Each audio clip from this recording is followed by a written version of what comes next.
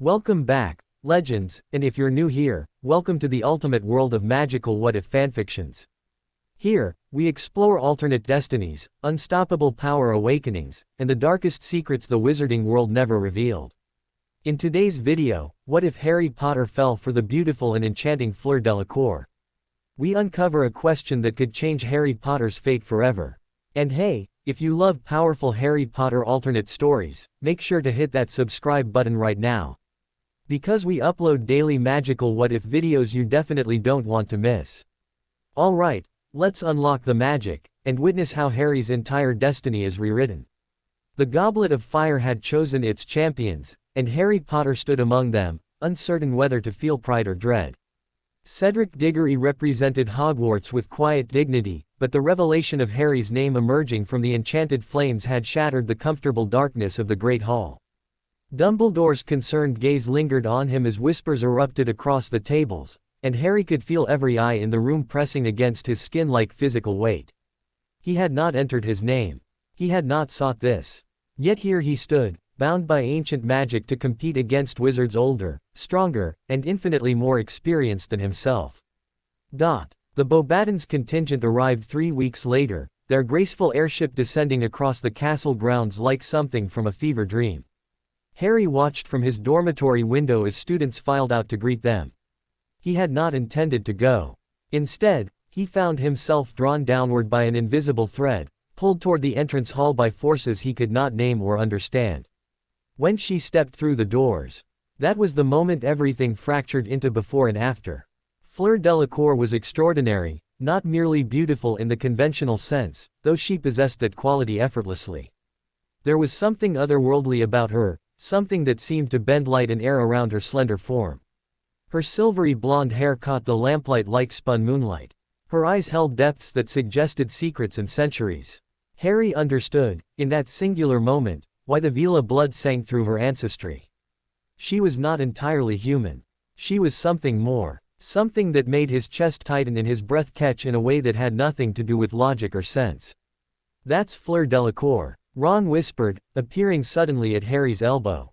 "Top student from Beauxbatons. Probably a Triwizard champion. She's part Vila, you know. Look at the way everyone's staring at her. It's not just because she's beautiful, it's the Vila allure.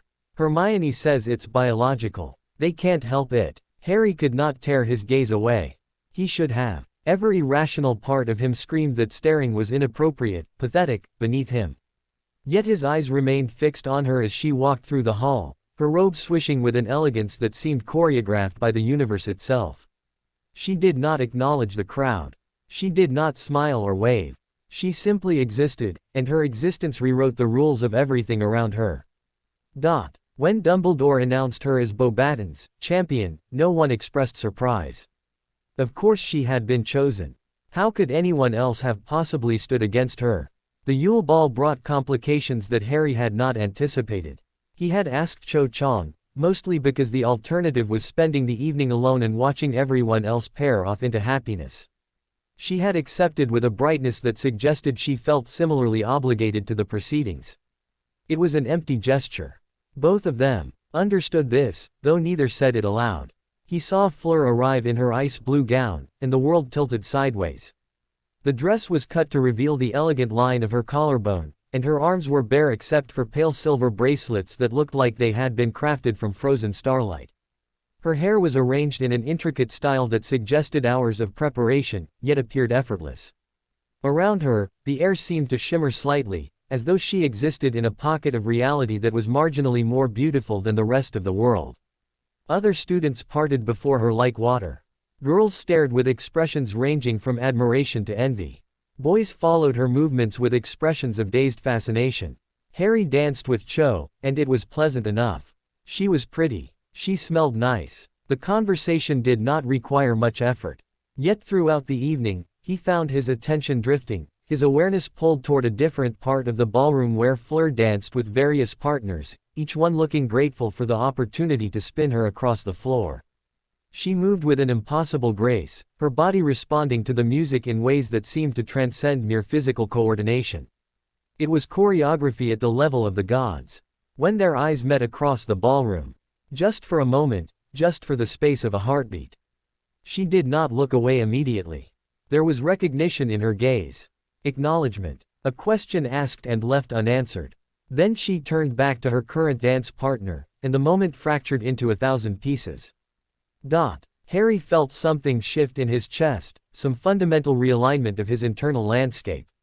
This was dangerous. He understood that clearly. Fleur was a Triwizard champion, a student from a rival school, a girl who existed in a completely different sphere of social reality. She was also part Vila, which meant that any attachment on his part could be dismissed as mere biological manipulation, the supernatural pull of her ancestry working on his primitive brain. Their connection, if it even existed, would always be questioned, always be diminished by that explanation. Yet understanding the danger and avoiding it were entirely different propositions. Over the next weeks, Harry found himself paying attention to details about Fleur that he had no business noticing. The way she bit her lower lip slightly when she was concentrating. The precise shade of blue in her eyes, not quite sapphire, not quite periwinkle, but something in between that seemed to shift depending on the light. The French accent that lingered in her voice like honey, turning mundane sentences into poetry. The habit she had of tucking a strand of hair behind her ear when she was nervous, a gesture that revealed an unexpected vulnerability beneath her composed exterior. He learned that she studied ancient runes with an intensity that rivaled Hermione's approach to academics. He discovered that she had a habit of reading alone in the library's restricted section, her pale fingers turning pages with reverent care.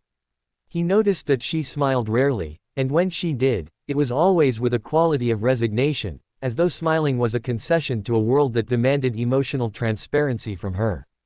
Hermione caught him staring at Fleur during breakfast one morning and raised her eyebrows with a knowing expression that made Harry's face burn with embarrassment. "Don't," he said before Hermione could speak. "Don't what?" Hermione replied, feigning innocence while Ron snickered into his orange juice. "Whatever you're thinking, don't think it. I haven't said anything," Hermione said, and her tone suggested she was enjoying his discomfort tremendously. "But perhaps you should consider examining why you're so invested in preventing me from saying it." Harry turned back to his eggs and refused to engage further. He could feel Ron's gaze bouncing between him and Fleur, the gears in his friend's mind working toward some kind of realization. This was the problem with having friends who knew him well, they could read his emotional weather patterns with uncomfortable accuracy. The first task of the Triwizard tournament involved navigating a maze filled with magical creatures while retrieving a golden egg.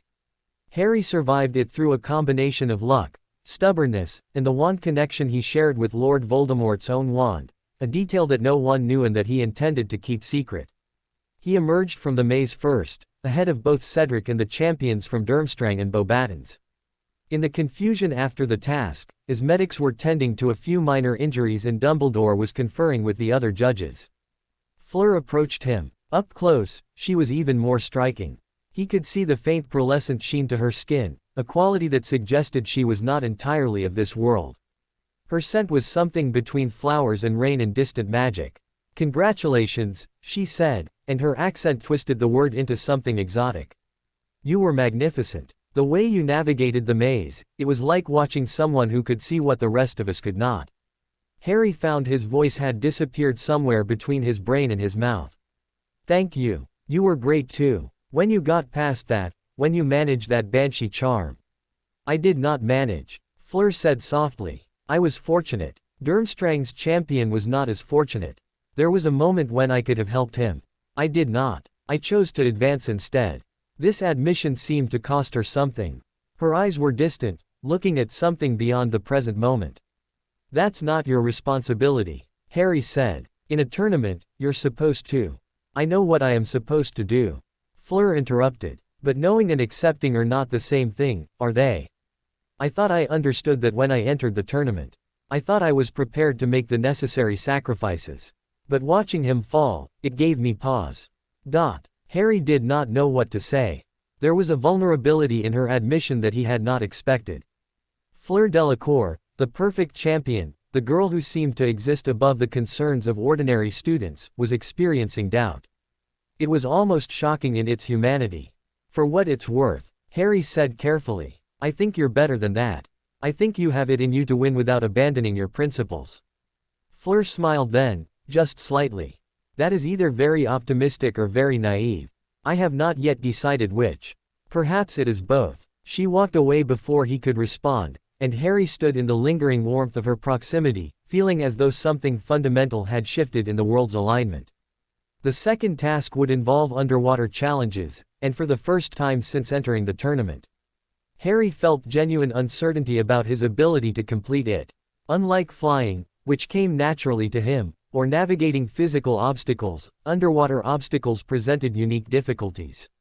He studied every book in the Hogwarts library related to underwater magic, water-breathing charms, and aquatic navigation techniques.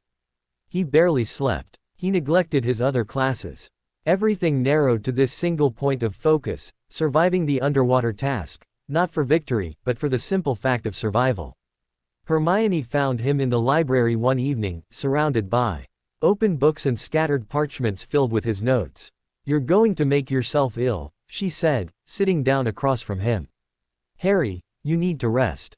Your mind won't function properly if you're sleep-deprived." "I don't have a choice," Harry replied. "I don't know how to breathe underwater.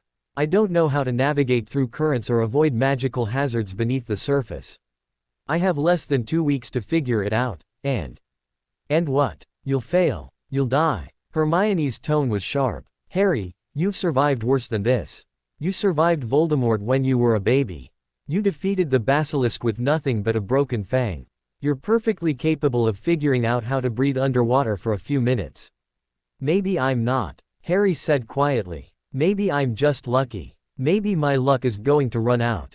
Then let me help you," Hermione said. "You don't have to do this alone. That's what having friends means. You don't have to carry everything yourself." Over the next weeks, Hermione, Ron, and several other students helped Harry prepare for the underwater task. They practiced water-breathing charms in the lake with Dumbledore's permission. They studied every technique mentioned in Harry's research materials. They helped him develop strategies for navigating through the underwater terrain. It was Fleur, however, who offered the most valuable advice. Harry encountered her in the library late one evening, when he was searching for a specific text about magical currents. She was in the same section, her pale fingers running along the book spines with practiced efficiency. "You are preparing for the second task," she said without turning around. It was a statement, not a question. "Trying to," Harry admitted. "I'm not exactly built for underwater navigation." Fleur pulled a book from the shelf and turned to face him. "Neither am I. But I have been thinking about this differently than you have. I suspect. The task is not about swimming.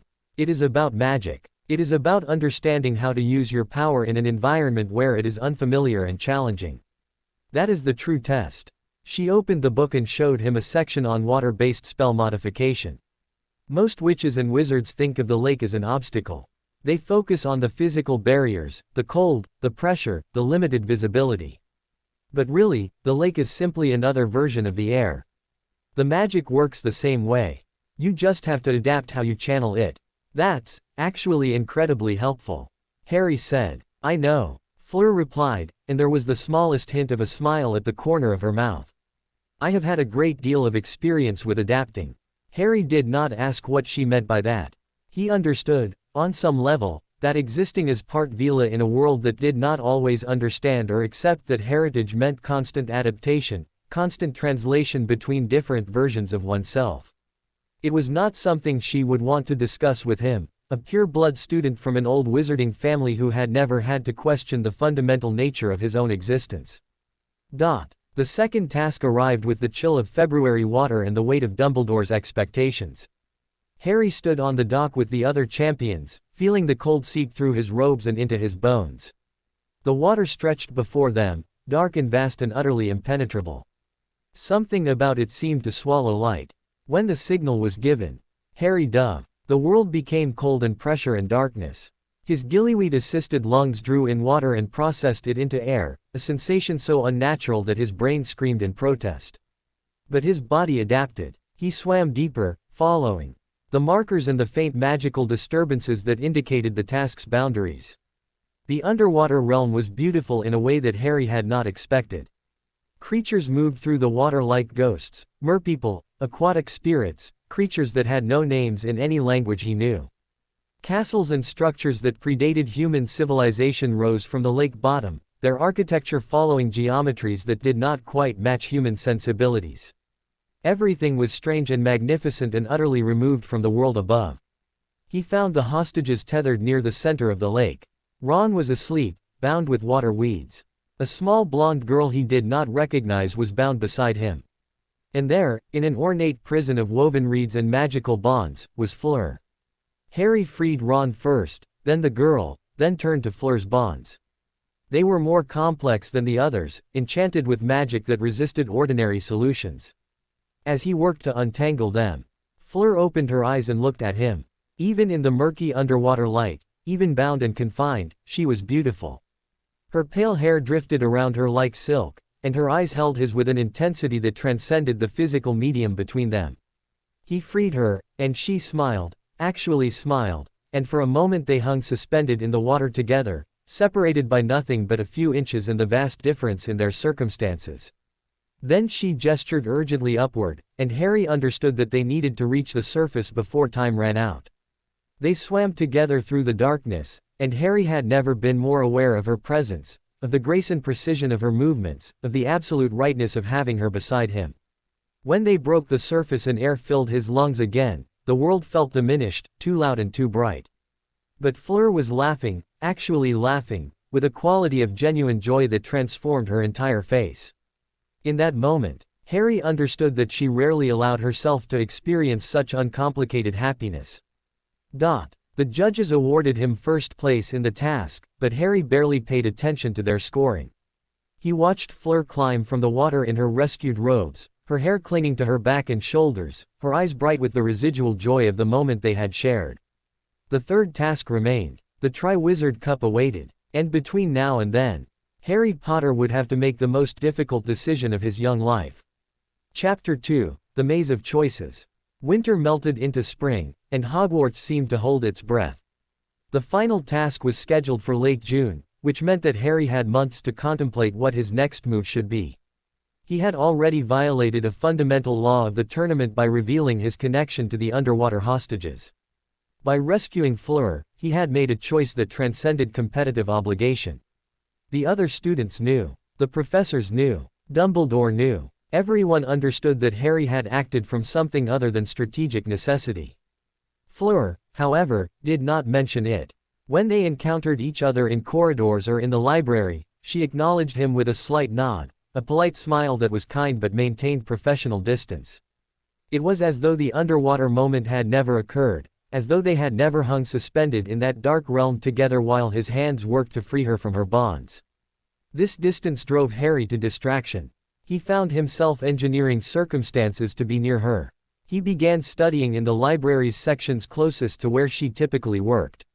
He arranged his schedule so that his path between classes occasionally intersected with hers.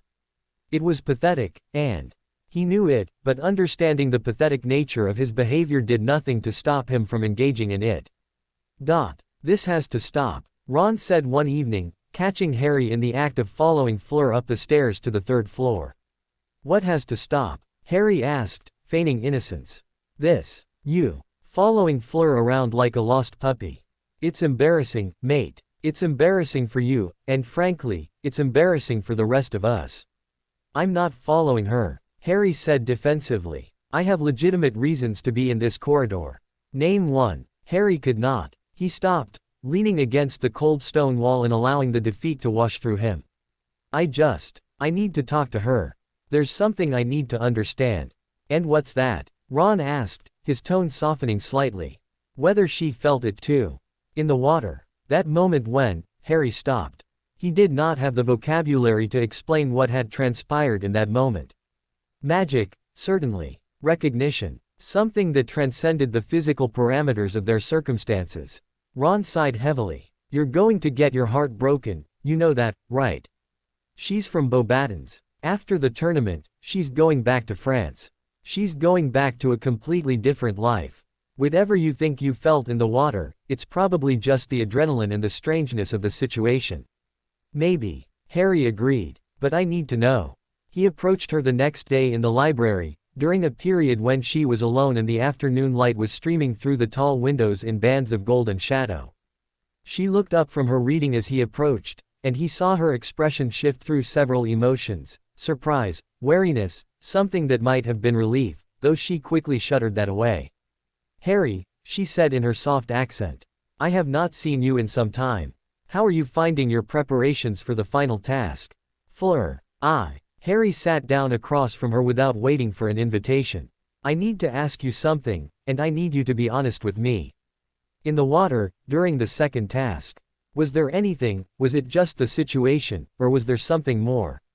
Fleur set down her book slowly, deliberately.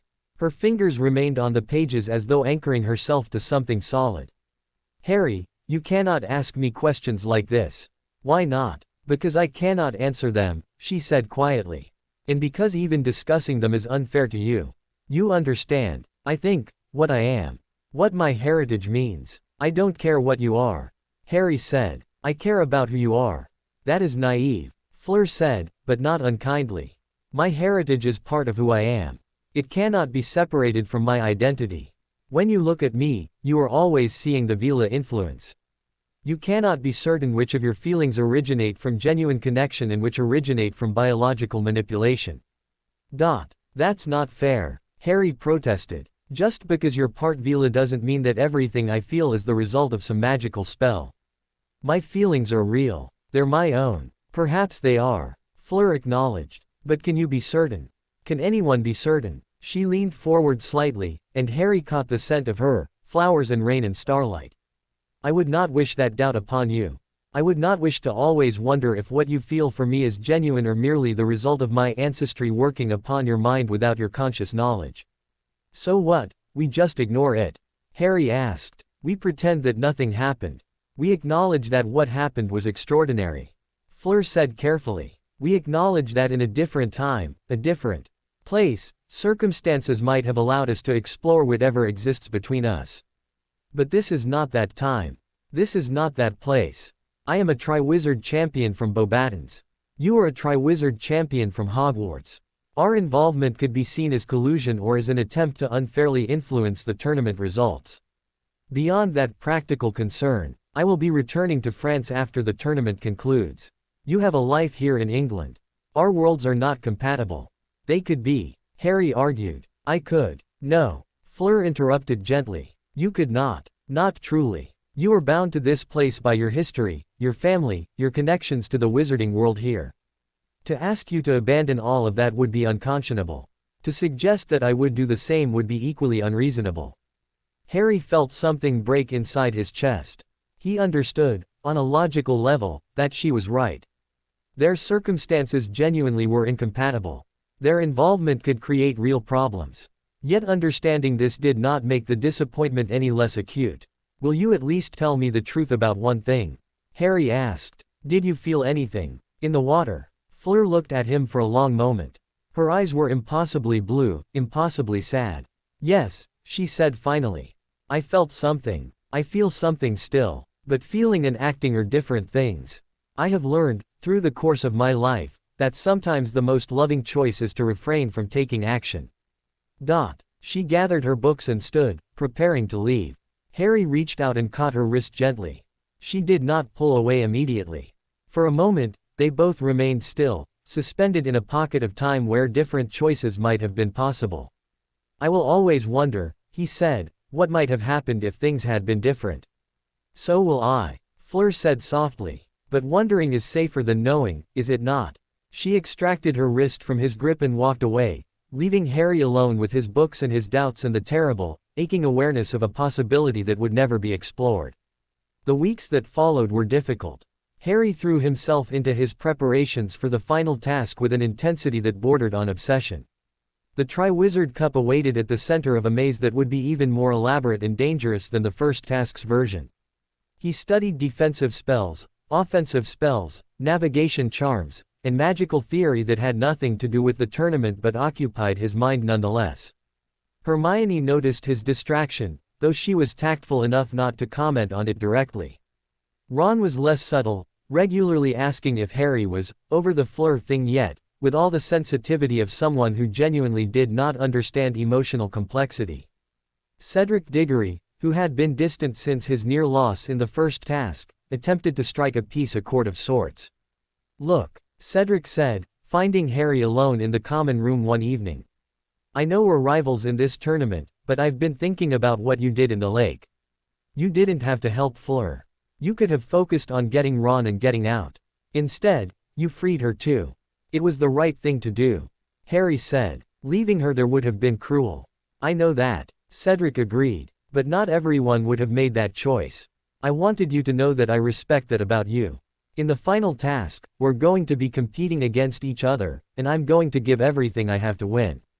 But afterwards, no matter what happens, I wanted you to know that I respect you." It was a kind gesture, though it could not ease the weight that Harry carried. That weight was not about competition or victory or tournament rankings.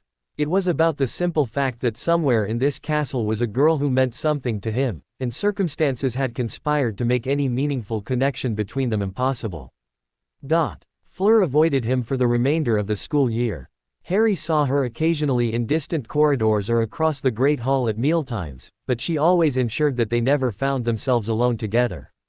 It was a careful, deliberate distance, and it cut deeper than any outright rejection could have. The night before the final task, Harry could not sleep. He wandered the castle in darkness, his feet carrying him to places he had not consciously chosen to go. He found himself outside the Beauxbatons carriage, which was parked on the castle grounds and would depart the day after the tournament concluded. He was staring at it, contemplating the futility of everything, when a voice interrupted his thoughts. "You should rest," Fleur said from the shadows. "Tomorrow is an important day." Harry spun around. "I thought you were avoiding me." "I was," Fleur said. She was wearing a simple cloak over her nightclothes, and in the moonlight, she looked almost ethereal. "I thought it would be easier for you if I maintained distance. But I found that I could not sleep either. I could not bear to let you face the final task without telling you." She trailed off, clearly struggling for words. "Telling me what?" Harry asked softly. "That I was not being kind," Fleur said. "I was being cowardly. I told myself I was protecting you from doubt about your own feelings, but really I was protecting myself from the pain of an ending that I knew was inevitable. I wanted you to forget about me so that you would not suffer when I left. But in trying to prevent your suffering, I created it instead." Harry crossed the distance between them in 3 quick strides. "Fleur, let me finish," she said, holding up a hand. "I am going back to France after tomorrow. That is not changing. My life, my family, my future, they are all there. I cannot abandon them, and I could not ask you to abandon your life here. But I wanted you to know that what I felt in the water, it was real. It is real. It will always be real.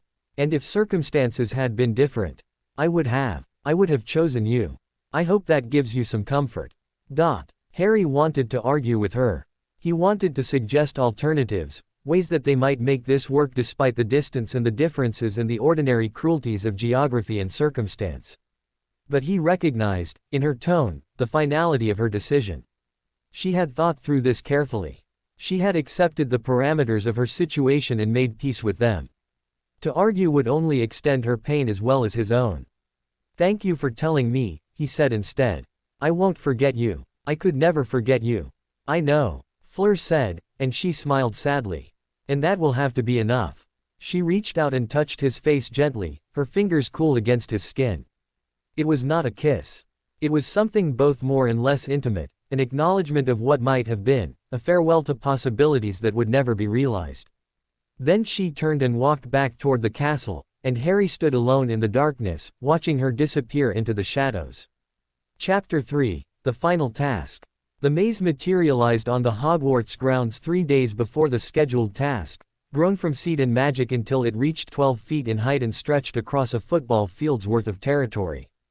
It was a living structure, its walls shifting slightly as though breathing.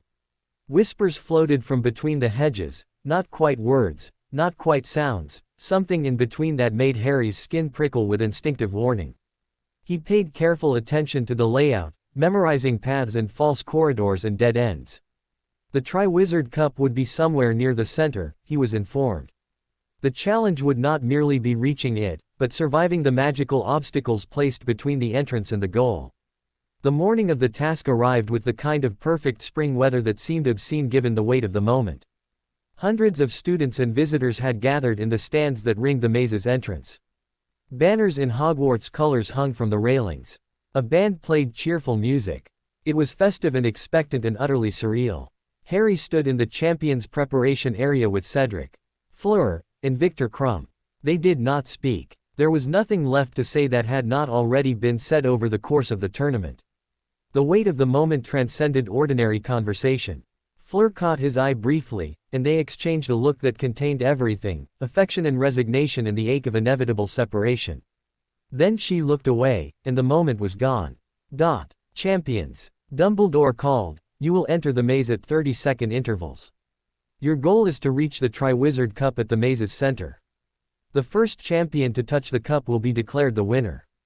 Various magical obstacles have been placed throughout the maze. These are primarily defensive in nature, designed to slow your progress rather than cause permanent harm. However, the magic used is unpredictable. Please proceed with caution. Harry entered first, at Dumbledore's indication. The moment his body passed through the opening in the hedge, the world changed. The maze towered above him, cutting off his view of the stands and the crowd. Behind him, he heard the opening seal shut, not with a physical barrier, but with a change in the air's pressure that suggested he had crossed a threshold into a space that operated by different rules. He began walking, his wand in hand, his senses alert. The maze's architecture was more complex than he had anticipated. Paths intersected in unexpected ways. Corridors that appeared to lead in one direction curved back on themselves. Several times, he found himself at dead ends that seemed to have appeared only after he had already committed to entering them. The first magical obstacle was a sphinx, perched on a pedestal where 3 pathways converged. It asked a riddle, an old one about time and mortality.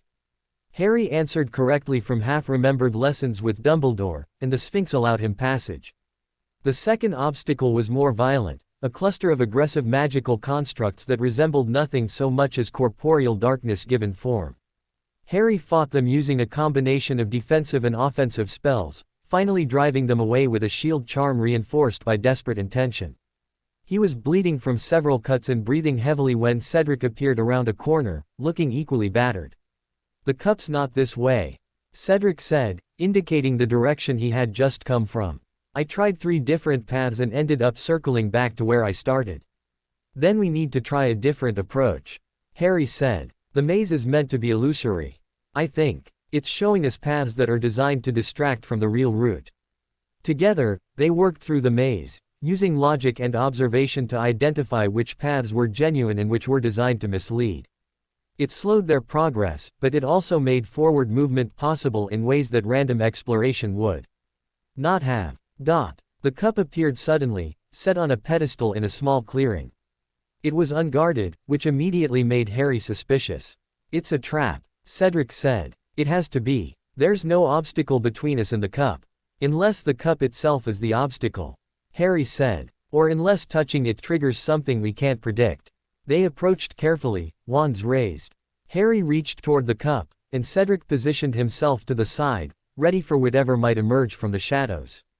The world exploded into chaos. The cup transformed. No, that was not the right word. The cup revealed its true nature.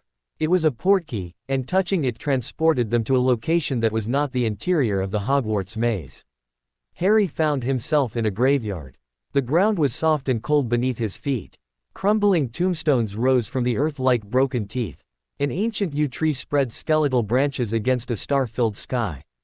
And at the center of the graveyard stood a marble monument, inscribed with names Harry recognized with a sick certainty. Tom Riddle, Merope Riddle, and between them, more recently added to the stone, James and Lily Potter. No, Harry whispered. No, this isn't real. This isn't. A figure emerged from behind the monument. It was tall and thin and moved with an awful, boneless grace. Its face was serpentine, its eyes slitted like a reptile's.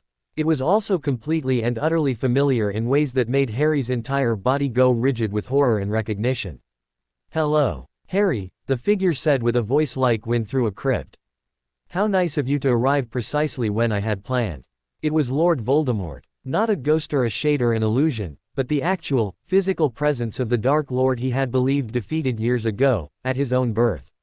You're dead, Harry said. His wand was up, though he had no idea what good that would do him.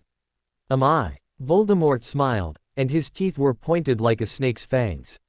How delightful that you thought so. It speaks to the limitations of your understanding. I have never been closer to life. Harry Potter. I have been gathering power, growing stronger, preparing for this very moment.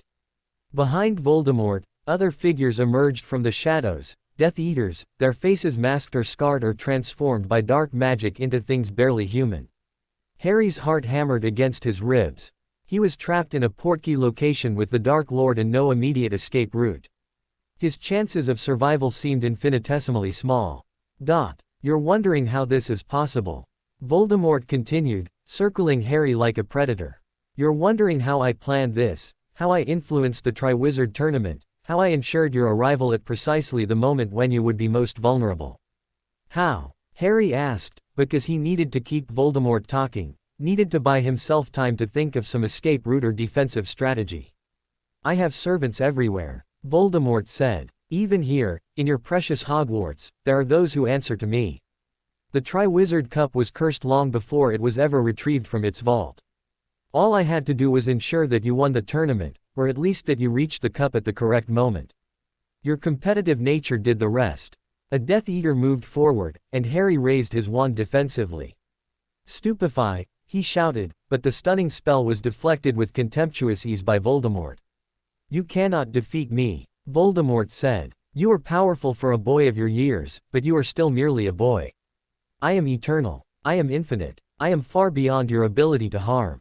The Death Eaters advanced, and Harry was about to make a desperate last stand when something shifted in the world's geometry. The portkey activated again, pulling him back toward Hogwarts. Not gently, he felt as though he was being torn in half, stretched between two locations simultaneously. He saw Voldemort's expression shift to fury as Harry was ripped away from the graveyard location. He crashed back into the maze with the impact of falling from a great height. His breath exploded out of his lungs. His bones ached with a deep, penetrating pain. But he was alive. He was back. And something had interrupted the portkey activation before Voldemort could finish whatever he had been planning. Cedric was gone. The Triwizard Cup had disappeared. And Harry had no clear sense of what had just happened or whether anyone outside the maze had witnessed his temporary disappearance. He made his way out of the maze manually, following the paths he had discovered earlier. When he emerged, the crowd erupted. Judges called out congratulations. Students and professors rushed toward him. The festivities were beginning to coalesce around his victory. Dumbledore found him before anyone else. The Hogwarts headmaster took one look at Harry's expression and seemed to understand that something catastrophic had occurred. Come, Dumbledore said quietly. We must speak in private. They moved to Dumbledore's office, and Harry told him everything. The graveyard, Voldemort, the Death Eaters, the revelation that the Dark Lord was not merely alive but actively plotting to return to full power. Dumbledore listened without interrupting, his expression growing increasingly grave. I had suspected, Dumbledore said finally, that Voldemort had not been entirely defeated. There were signs, disturbances in the magical world, reports of Death Eater activity in remote locations. But I did not believe he had progressed to a state where he could manifest physically. This is more serious than I had feared. What do I do? Harry asked. He's coming back. He's going to return to full power. How do I stop him? That, Dumbledore said slowly, is a question I do not yet have the answer to. But we will find the answer together. You are not alone in this. Harry, remember that. Whatever challenges lie ahead, you will not face them by yourself. Harry wanted to believe him. But standing in Dumbledore's circular office, surrounded by sleeping phoenix chicks and half-completed instruments of magical theory, he felt profoundly, utterly alone. Somewhere in the castle, Fleur was celebrating his tournament victory. She was probably believing that he had won fairly, that the Triwizard Cup had been retrieved from the maze's center through courage and skill and magical ability. She did not know about Voldemort. She did not know about the graveyard or the Death Eaters or the fact that Harry's victory had been part of a carefully orchestrated plan to deliver him to a location where he could be captured or killed or worse. The distance between them, which had seemed merely geographical and circumstantial, suddenly felt absolute and infinite. Chapter 4, Consequences and Revelations. The world did not end the day after Harry's tournament victory, though he halfway expected it to. The Hogwarts grounds remained peaceful. Students attended classes. Meals were served in the Great Hall. The ordinary machinery of school life continued its slow, inexorable progression. But everything had changed. Harry moved through the days in a state of dissociation, present in body but absent in any meaningful psychological sense. He attended Dumbledore's private meetings where they discussed protection spells and Horcruxes, a word Harry had never heard before that Dumbledore explained was a vessel for a fragmented soul. According to Dumbledore's theory, Voldemort had divided his own soul into multiple pieces, creating Horcruxes to achieve a form of immortality.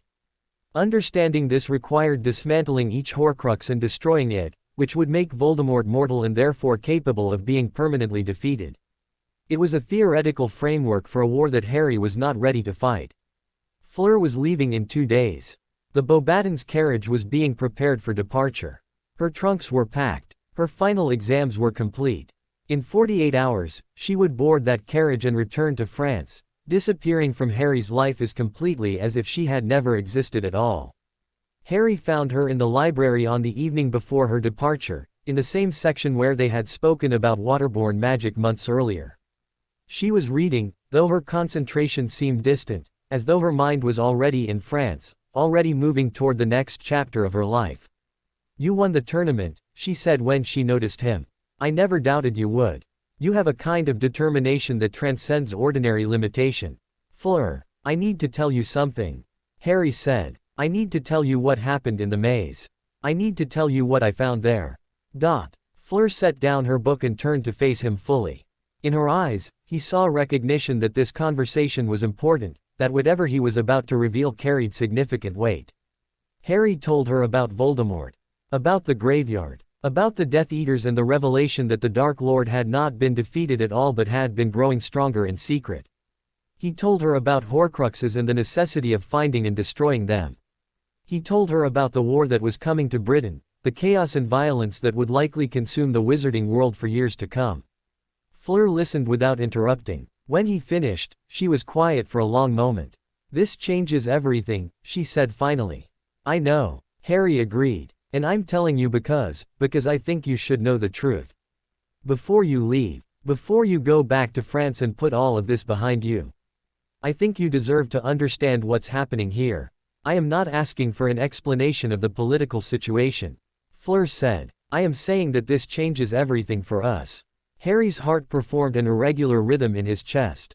"What do you mean?" "I mean that I have spent months telling myself that we could not be together because of circumstance," Fleur said. "Because you belonged here and I belonged in France. Because our lives were incompatible. But if what you are telling me is true, then your future is not guaranteed. None of our futures are guaranteed. We are all facing the possibility of war. We are all facing the possibility of loss." She stood and moved closer to him. In the library's lamplight, she was incandescent, almost unbearably beautiful. "I told myself that loving you would be unfair to you. That you would always wonder whether your feelings were real or merely the result of my Vila heritage. But I was being cowardly. I was using that excuse to protect myself from the risk of genuine connection." "Fleur," Harry started, but she held up a hand. "I am leaving tomorrow," she said. "I am going back to France.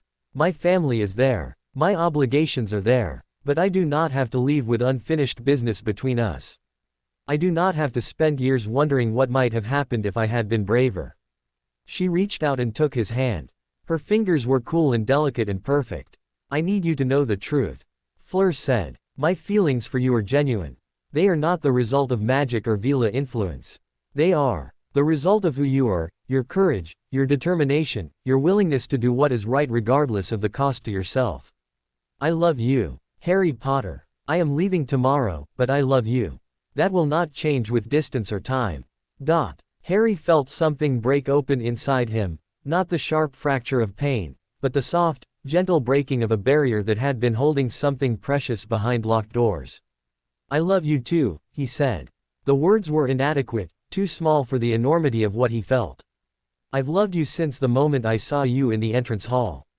I've loved you every day since." "I know," Fleur said softly. "I have felt it. It is why I have tried so hard to distance myself from you." Love in times of peace is complicated enough. Love in times of war is nearly impossible to justify. Then don't justify it, Harry said. Don't rationalize it. Just accept it. He pulled her close, and for a moment they were simply two people holding each other in a library surrounded by the accumulated knowledge of centuries. Then Harry leaned down and kissed her, gently at first and then with increasing intensity, years of longing and restraint pouring into the contact between them. When they finally separated, both were breathing heavily. I do not know if we have a future, Fleur said. I do not know if we will survive what is coming. But I know that I love you. I know that I want to remember this, remembering you as someone I loved, as someone who loved me in return. We'll survive, Harry said with more confidence than he felt. I don't know how, but we will. And afterwards, when the war is over, I'm going to find you. I'm going to go to France and I'm going to find you, and I'm going to ask you to marry me. That is a very bold promise, Fleur said, smiling. What makes you so certain you will survive? Because now I have a reason to, Harry said. Before, my survival was an obligation, a duty to honor my parents' memory or to fulfill whatever destiny Dumbledore believed was mine. Now it's a choice. I'm choosing to survive because I want a future with you. They spent the remainder of the evening together, talking and holding each other and trying to compress months of possible history into a handful of hours. They did not make love, the library was too public a space, and both of them wanted their first time together to be special, intentional, not rushed or compromised. Instead, they simply existed in each other's presence, memorizing the feeling of closeness, the sound of each other's breathing, the particular way the other person's body fit against theirs. Around midnight, they finally had to part. Fleur had packing to complete. Harry had Dumbledore's research materials to study. They stood at the library's entrance, reluctant to separate. Write to me, Fleur said. Tell me what is happening there. Tell me how you are. I need to know that you are alive, that you are safe. I will, Harry promised. And you come home as soon as you can. When the fighting starts, I want to know that you're far away from it.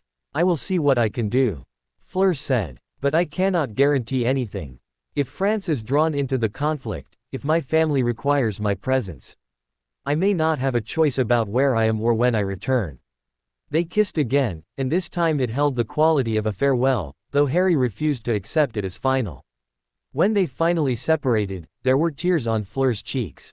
The Beauxbatons' carriage departed the next afternoon under clear skies. Harry stood with the other students and watched it lift slowly from the ground and accelerate toward the horizon. He could not see Fleur through the carriage windows, but he knew she was in there somewhere, looking back at Hogwarts and the life she had briefly inhabited. He stood until the carriage disappeared completely from view, then turned and walked back toward the castle. The grounds suddenly seemed emptier, as if Fleur's absence had created a void in the physical landscape. Hermione found him in his dormitory that evening. I saw her leave, Hermione said. I saw the way you were looking at her carriage as it departed. Harry, I need to know what's going on. Are you in love with Fleur Delacour? Yes, Harry said simply. I'm in love with her. And she's going back to France. Yes. So what exactly is your plan? Hermione asked. Did you two discuss anything? Did you make any commitments? We made a commitment to survive, Harry said. After that, we'll figure it out. Hermione sat down on the edge of his bed, and for a moment she looked older than her years, weighted by understanding. The Horcrux Hunt is going to be dangerous, she said. Dumbledore explained the basic concept to Ron and me. We're going to be looking for objects of dark magic, and the people guarding them aren't going to let us retrieve them without a fight. I'm not sure what kind of time or energy you're going to have left for a long-distance relationship. I know, Harry said, but I'm also not sure that I have any alternative. I can't just forget about her. I can't pretend that what I feel for her isn't real because the timing is inconvenient. It's not about convenience, Hermione said. It's about whether pursuing this relationship is fair to her. She's going to be in France, potentially in danger depending on how the war develops. Meanwhile, you're going to be here, actively engaged in hunting down fragments of Voldemort's soul. Your attention and energy are going to be divided. Your emotions are going to be complicated by fear and loss and the knowledge that you might not survive this war. I know, Harry repeated, but what's the alternative? Do I just give her up? Do I let her leave and never contact her again? I can't do that, Hermione. I'm not saying you have to. Hermione said more gently. I'm just warning you that this is going to be difficult. Long-distance relationships in the midst of war are nearly impossible to maintain. And if you survive the war, if you both survive, you're still going to have to figure out whether the feelings you had during this time were real or just the product of desperate romanticism in a desperate situation. Maybe, Harry acknowledged. But I'm going to find out. I'm going to see this through. Then I hope you know what you're doing, Hermione said, and she squeezed his shoulder before leaving him alone with his thoughts and his letters to write and the dawning realization that his life had become immeasurably more complicated. Chapter 5, The Weight of Waiting. The summer between his 4th and 5th year at Hogwarts was the longest and most difficult season of Harry's life. He was trapped at Privet Drive with the Dursleys, confined to his bedroom and cut off from the broader wizarding world. The Dursleys did not know about Voldemort. They did not know about Horcruxes or Dumbledore's research or the fact that their nephew was at the center of a war that would eventually consume them as well. What they did know was that Harry was in a foul mood, staring out his window for hours and writing letters that he hid in his trunk. They correctly assumed that whatever was troubling him was the result of his involvement with magic and therefore not their concern. They left him alone, which was perhaps the greatest gift they could have given him. Harry's first letter to Fleur arrived in the form of an owl that appeared at his window late on his first night at Privet Drive. The envelope bore her name in elegant handwriting, and inside was a letter that filled him with simultaneous joy and heartache. Harry, I have arrived home safely. My family was pleased to see me, though my mother sensed immediately that something had changed in me over the course of the year. I did not tell her the truth about you initially. But mothers have ways of extracting information, and eventually I found myself sitting in our parlor and telling her everything. That you are a Triwizard champion. That you are facing danger. That you love me and I love you. My mother's response surprised me. Rather than expressing concern about a relationship that spans 2 countries and is complicated by war, she simply said, "Then you must not let him go. Love in times of darkness is precious precisely because it may not last. If you allow fear to prevent you from embracing it, you will spend the rest of your life regretting it. My mother is a wise woman. I am writing to you now because I need you to know that I am thinking of you. I am worried about you. I want to know what Dumbledore has told you about the threat that is coming. I want to know whether you are afraid. I want to know whether the feelings you expressed in the library still hold true now that we are separated by distance and routine.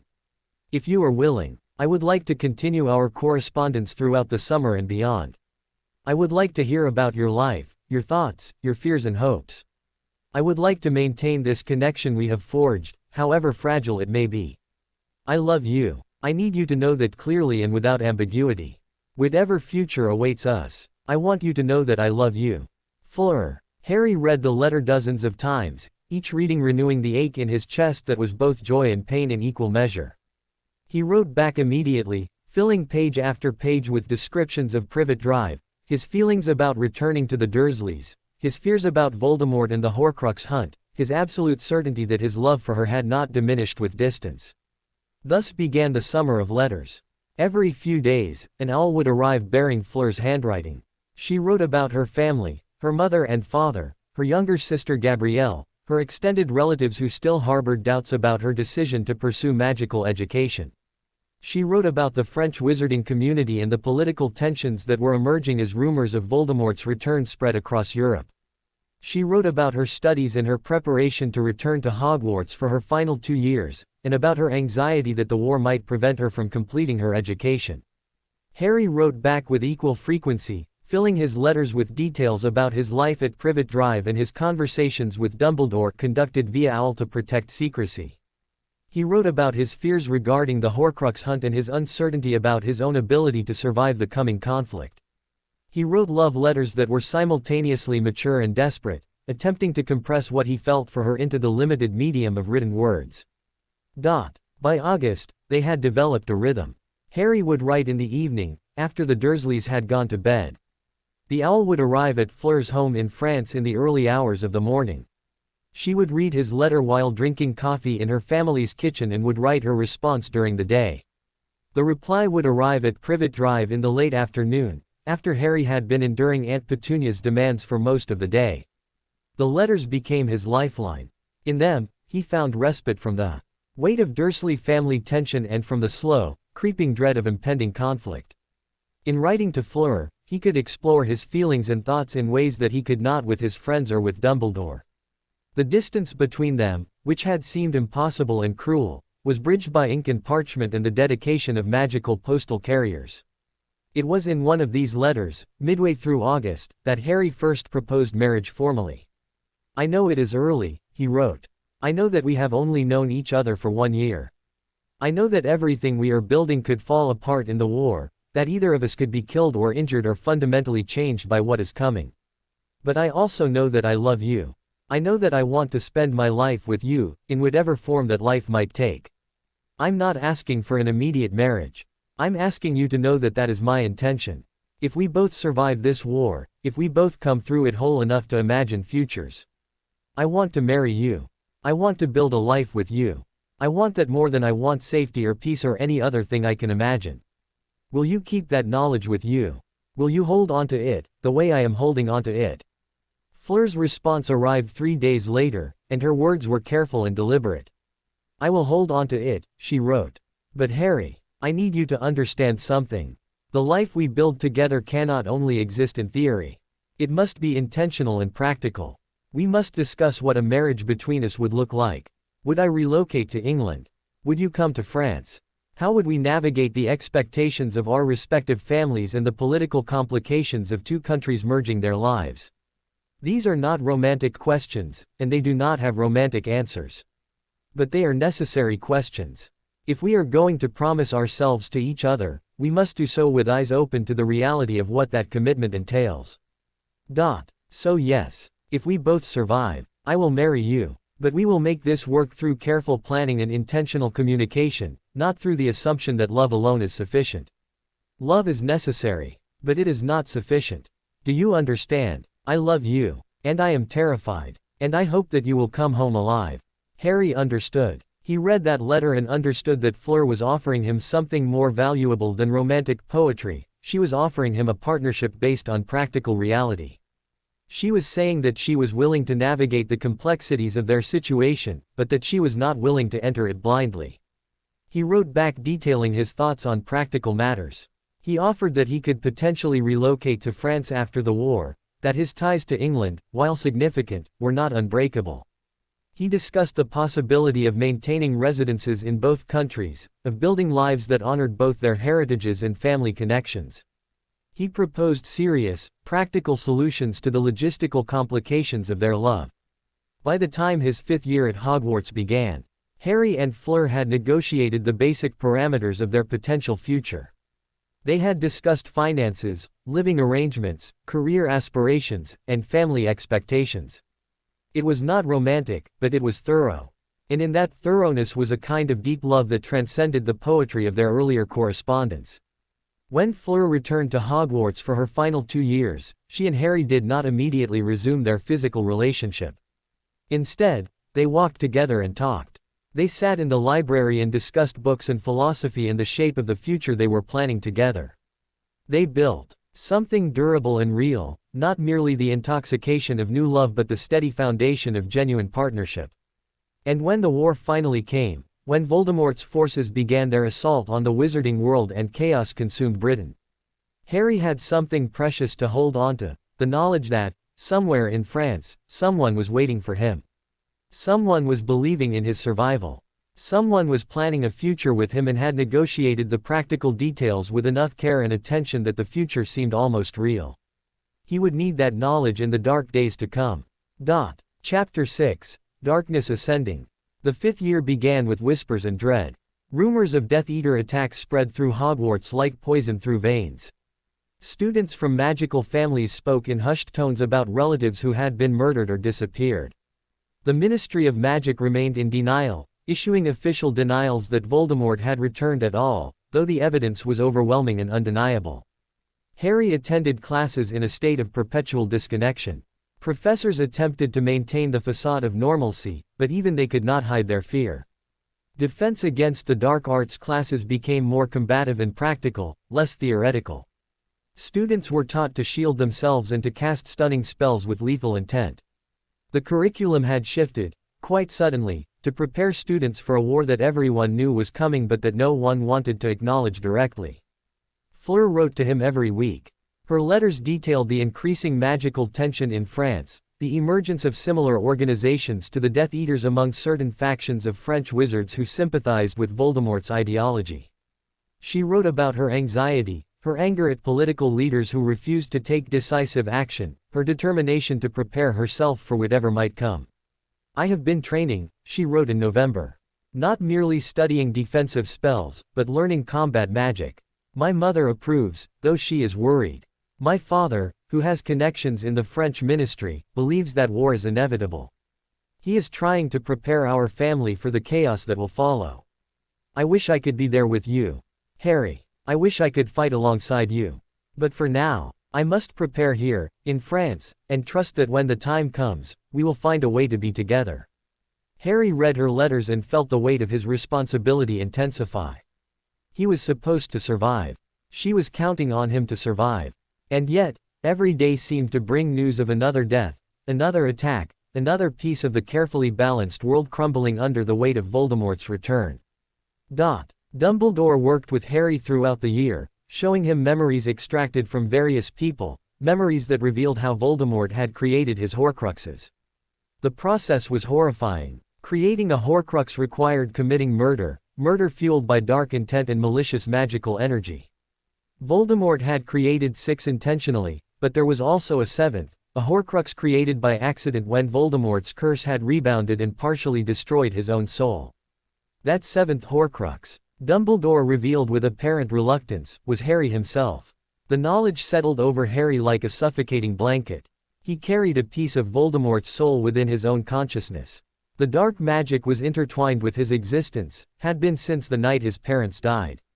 This explained his connection to Voldemort, his ability to see through the Dark Lord's eyes, his instinctive understanding of dark magic that seemed to come from somewhere outside himself.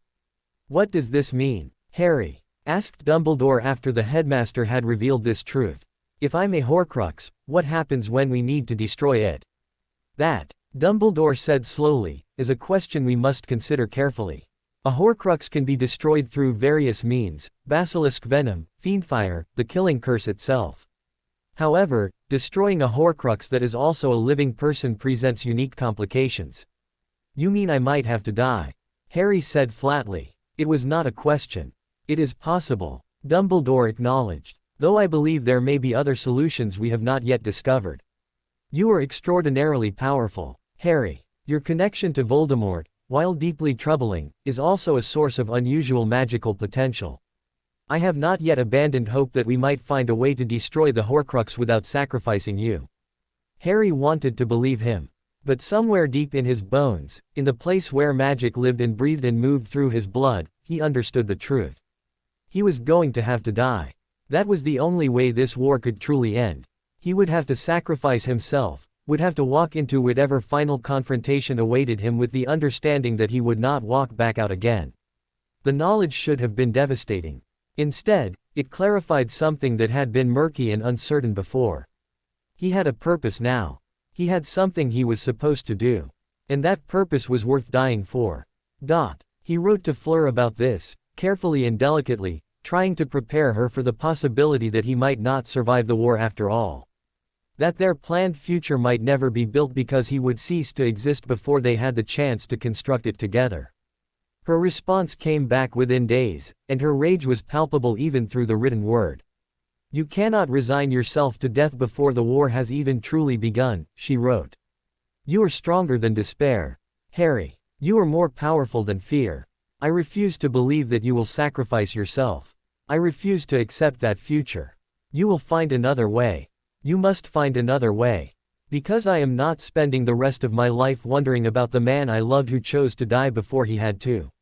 Her passion moved him, filled him with something that transcended hope and entered the realm of absolute determination. She was right. He could not simply accept death as inevitable. He had to fight for a future, had to believe that survival was possible, had to maintain the faith that they would build their life together despite the darkness trying to consume them both. By the end of his 5th year, Harry had developed a clearer picture of what needed to happen. He had to find each Horcrux. He had to destroy them, one by one, until Voldemort was mortal again. And then, and only then, he would decide whether death was necessary or whether there was some other way to end the war. Fleur returned to Hogwarts for her final year, and when Harry saw her emerge from the Beauxbatons carriage, he felt something break open in his chest. She was even more beautiful than he remembered, but there was also something harder in her now, something carved from the stone of experience and fear and the weight of knowing what was coming. They found each other in the corridors that night, without planning it, guided by some magical intuition that transcended ordinary communication. When they kissed, it was not gentle.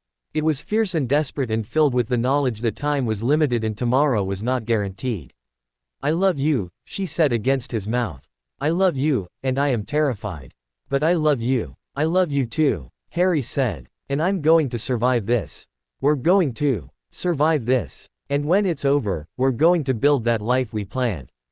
Promise me," Fleur said. "Promise me that you will not give up. Promise me that you will fight, not just against Voldemort, but for us.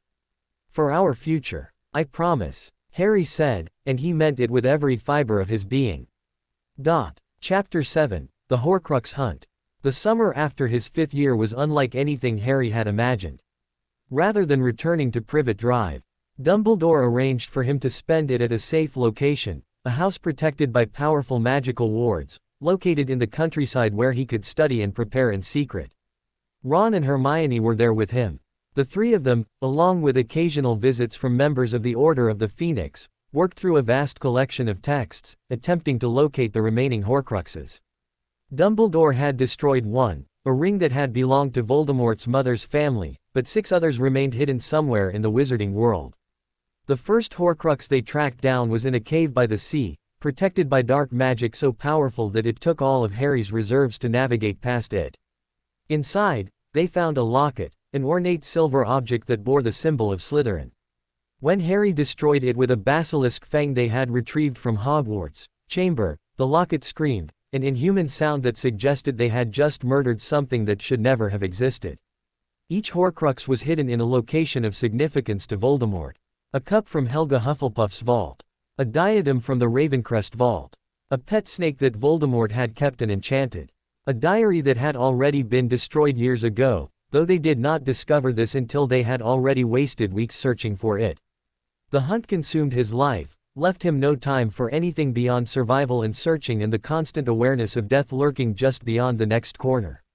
Letters from Fleur became less frequent, though they maintained their correspondence. When she did write, her letters were shorter, filled with her own fears and the knowledge that she was being watched by people who were sympathetic to Voldemort's cause. "There are people in France who are preparing for a new regime," she wrote. "They believe that Voldemort will prevail, that magic will be purified under his rule. My family has made it clear that we do not share this vision, but there is danger in such clarity. We are being monitored. I am being careful, but I want you to know that I may not be able to write as frequently as I have been. Know that I love you. Know that I am waiting for you. But also know that I may disappear from communication for periods of time, not because I have stopped loving you, but because safety requires silence." Harry understood. The war was closing in on them, from all directions, inexorably and relentlessly. The time for letters and long-distance promises was ending. The time for action was beginning. It came in an attack on Diagon Alley in late August. Death Eaters descended on the wizarding shopping district and began killing at random. Civilians were murdered. Shops were burned. The Ministry's Aurors tried to respond but were overwhelmed by the sheer viciousness and organization of the attack. Harry was in the area when it began, searching for information about a Horcrux that he believed might be hidden in a bank vault. When the Death Eaters appeared, he did not hesitate. He fought, alongside adult wizards who knew far more powerful magic than he did, and he discovered that 5 years of constant training had made him formidable. He faced a Death Eater who was attempting to murder a family of Muggleborns. The man was skilled, dangerous, but Harry was faster. He disarmed the Death Eater and then cast a spell that left the man incapacitated on the ground. As the Death Eater fell, his mask slipped, and Harry saw the face beneath. It was Draco Malfoy, older, harder, marked by dark magic and violence, but still unmistakably his childhood nemesis. Their eyes met for a single moment. In that moment, Harry saw something unexpected. Not triumph or malice, but resignation. And beneath that resignation, a flicker of something that might have been relief. The battle ended as suddenly as it had begun.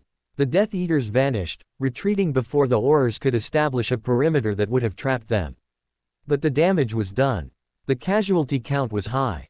And everyone understood, finally and irrevocably, that the war had begun. Dumbledore sent word to Hogwarts that the school would not be opening for the 6th year. Instead, students were encouraged to remain with their families or to join the Order of the Phoenix as fighters in the war that was now consuming the magical world. Harry made his choice immediately. He sent a message to Fleur, a simple communication that said, "Come to England. I need you. The war has begun." 2 days later, an owl arrived bearing a response. "I am already on my way. My family is relocating to a safer location in the mountains. I have asked to join the fight. The French ministry has granted me permission to work with the British Aurors. I will arrive within the week. Hold on. I am coming.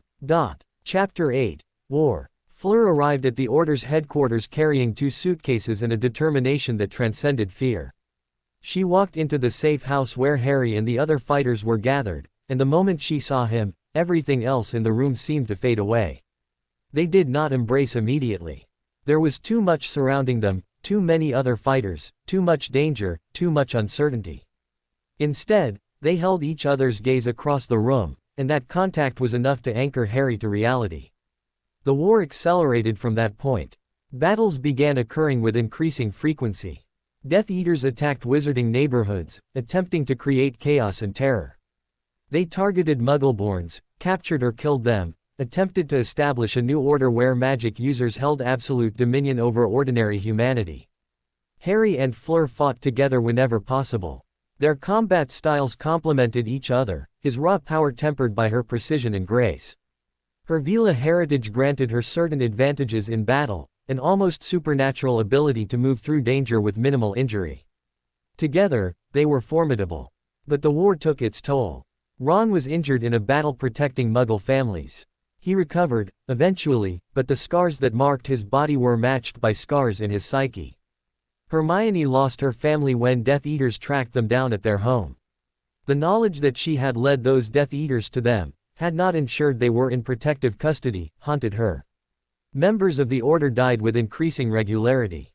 People Harry had known and respected and trained alongside, gone in moments of violence that seemed both inevitable and utterly shocking. By December of the first year of open war, Harry had destroyed 5 of the 6 remaining Horcruxes. Only one remained, the snake.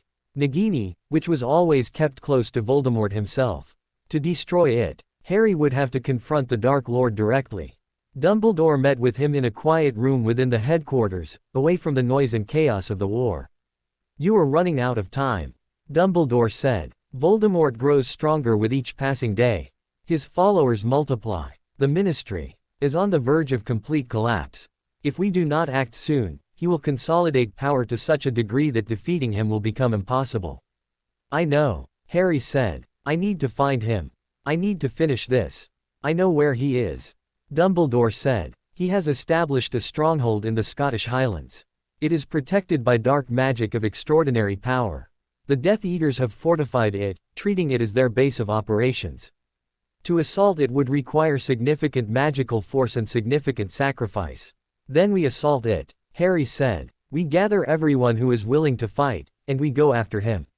You understand that many of us will die," Dumbledore said. "This is not a battle that can be won without cost." "I understand," Harry replied, "but the alternative is allowing him to win. And that is not acceptable." The attack was organized for December 23rd. The Order of the Phoenix, along with the few Aurors who had not been killed or turned to Voldemort's side, descended on the stronghold in the Highlands. They came with wands blazing and hearts filled with the desperate determination of people who had nothing left to lose. The battle was chaos. Dark magic and light magic collided in waves. Students who had joined the Order fought alongside people who were old enough to be their grandparents. The Death Eaters fought with the fanatic intensity of people who believed they were on the winning side and that their victory was inevitable.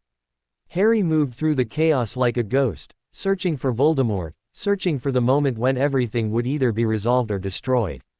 He fought Death Eater after Death Eater, defeated them with magic that came from somewhere deep within him, magic powered by love and desperation and the absolute refusal to accept defeat. He found Fleur fighting against a cluster of Death Eaters near the fortress's wall. Without thinking, without planning, he waded into the fight alongside her. Together, they drove the Death Eaters back.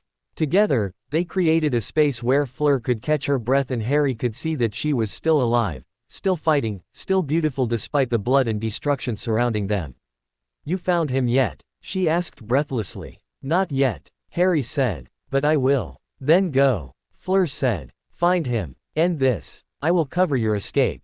"Come with me," Harry said. "I cannot," Fleur replied. "Others need help. I need to fight here. But you have something you need to do. Go. Do it." Harry wanted to protest. He wanted to drag her away from danger, wanted to keep her with him where he could see her and know she was safe. But he also understood that she was right. She had her own battles to fight. And he had his own destiny to fulfill. He pushed deeper into the fortress, following a magical thread that seemed to pull him toward the central tower. And there, in a chamber lit by dark candles and surrounded by portraits of Death Eaters, he found Voldemort. The Dark Lord was waiting. He had known Harry was coming. He had arranged this moment with the precision of a master strategist. Around him, moving with serpentine grace, was Nagini, the final Horcrux. "Hello, Harry," Voldemort said with a voice like wind through a tomb. "How nice of you to come to me. I was beginning to wonder if I would have to pursue you across the entire wizarding world." Chapter 9, Reckoning. "I'm ending this," Harry said, raising his wand. "Today. Now. I'm destroying you." "You?" Voldemort laughed, a sound that echoed through the chamber like breaking glass. "You are going to destroy me. You, a boy, who is still learning the fundamental principles of magic."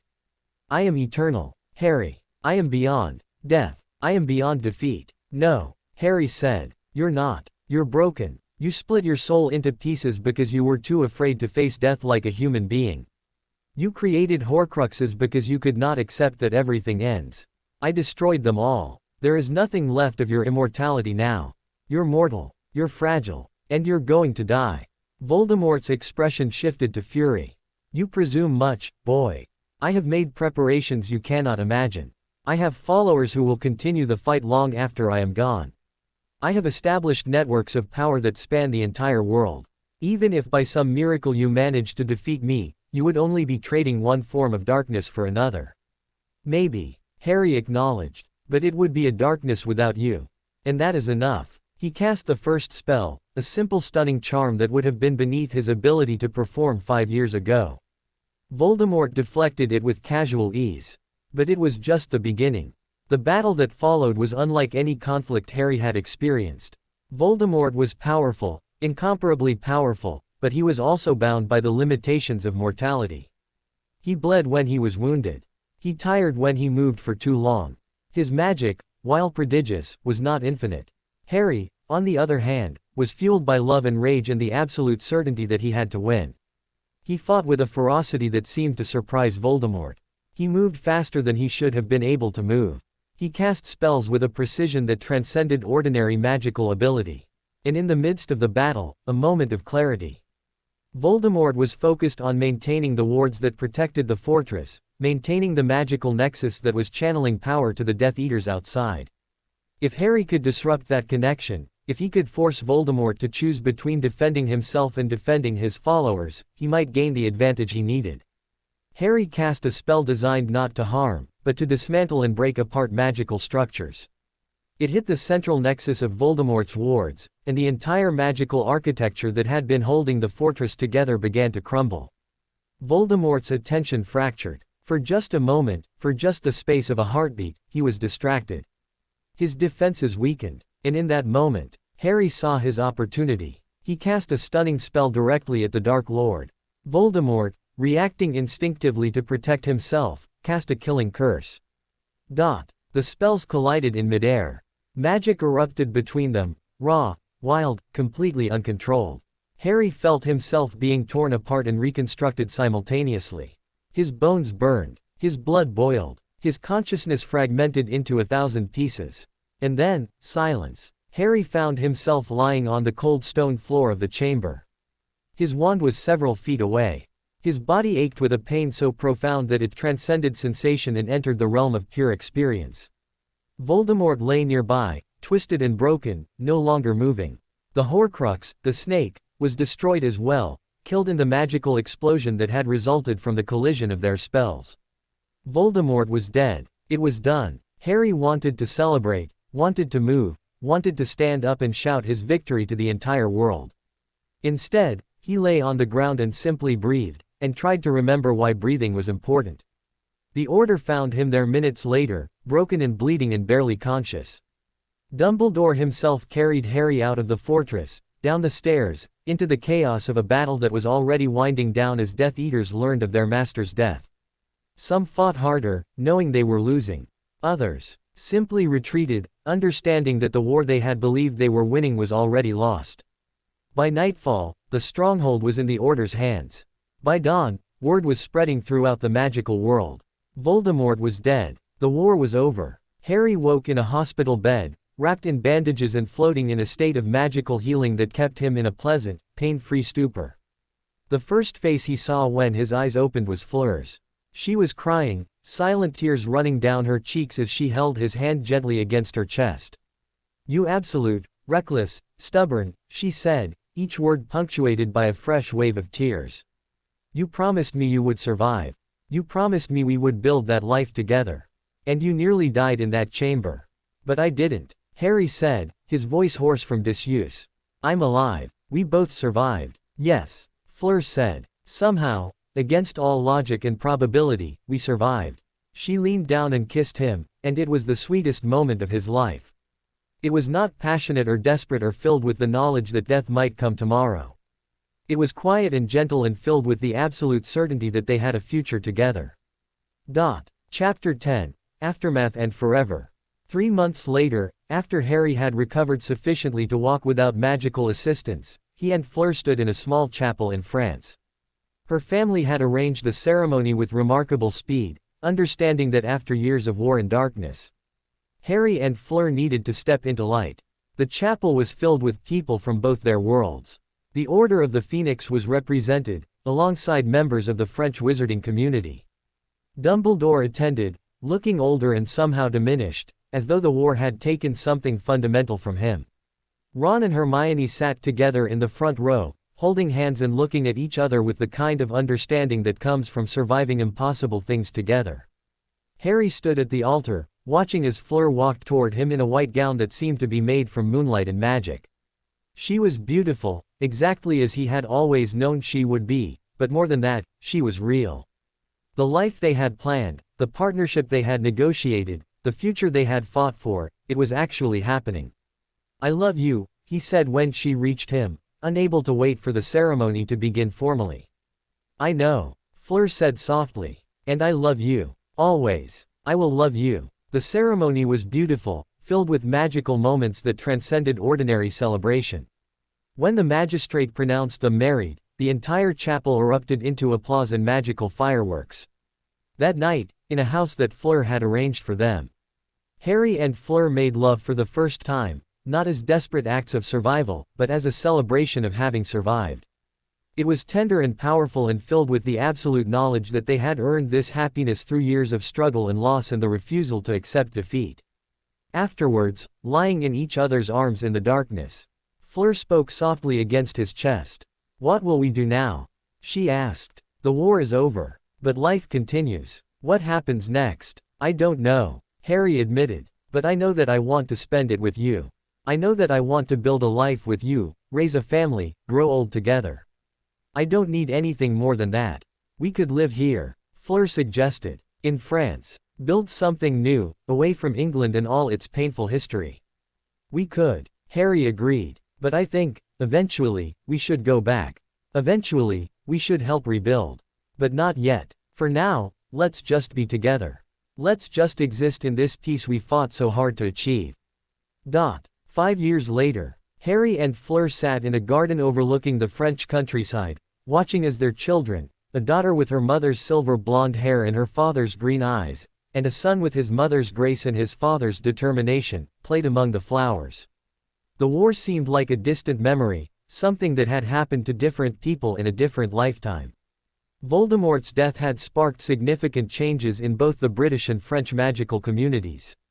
The prejudices and fears that had allowed the Dark Lord to gain power in the first place were being slowly, carefully, addressed. Harry had returned to England only once since the war ended, to help Dumbledore establish a new protective order that was working to prevent any similar rise to power. Fleur had taken a position as a liaison between French and British magical governments, working to strengthen the relationship between the two nations. Their life was not perfect. There were scars from the war that would never fully heal. There were moments when Harry would wake from nightmares filled with death and darkness. There were times when Fleur would think of family members she had lost and grief would overwhelm her. But they had survived. And more than that, they had built something beautiful from the ashes of destruction. They had taken the love that had sustained them through the war and transformed it into a foundation for a life that was filled with joy and purpose and the absolute knowledge that they belonged together. "Do you ever regret it?" Fleur asked one evening, as they watched the sunset over the French countryside. "Do you ever regret choosing to fight, knowing everything it cost?" "No," Harry said, pulling her close and kissing her forehead. "Not for a single moment. Because if I had not fought, if I had not refused to accept defeat, you and I would never have had this. We would never have built this life.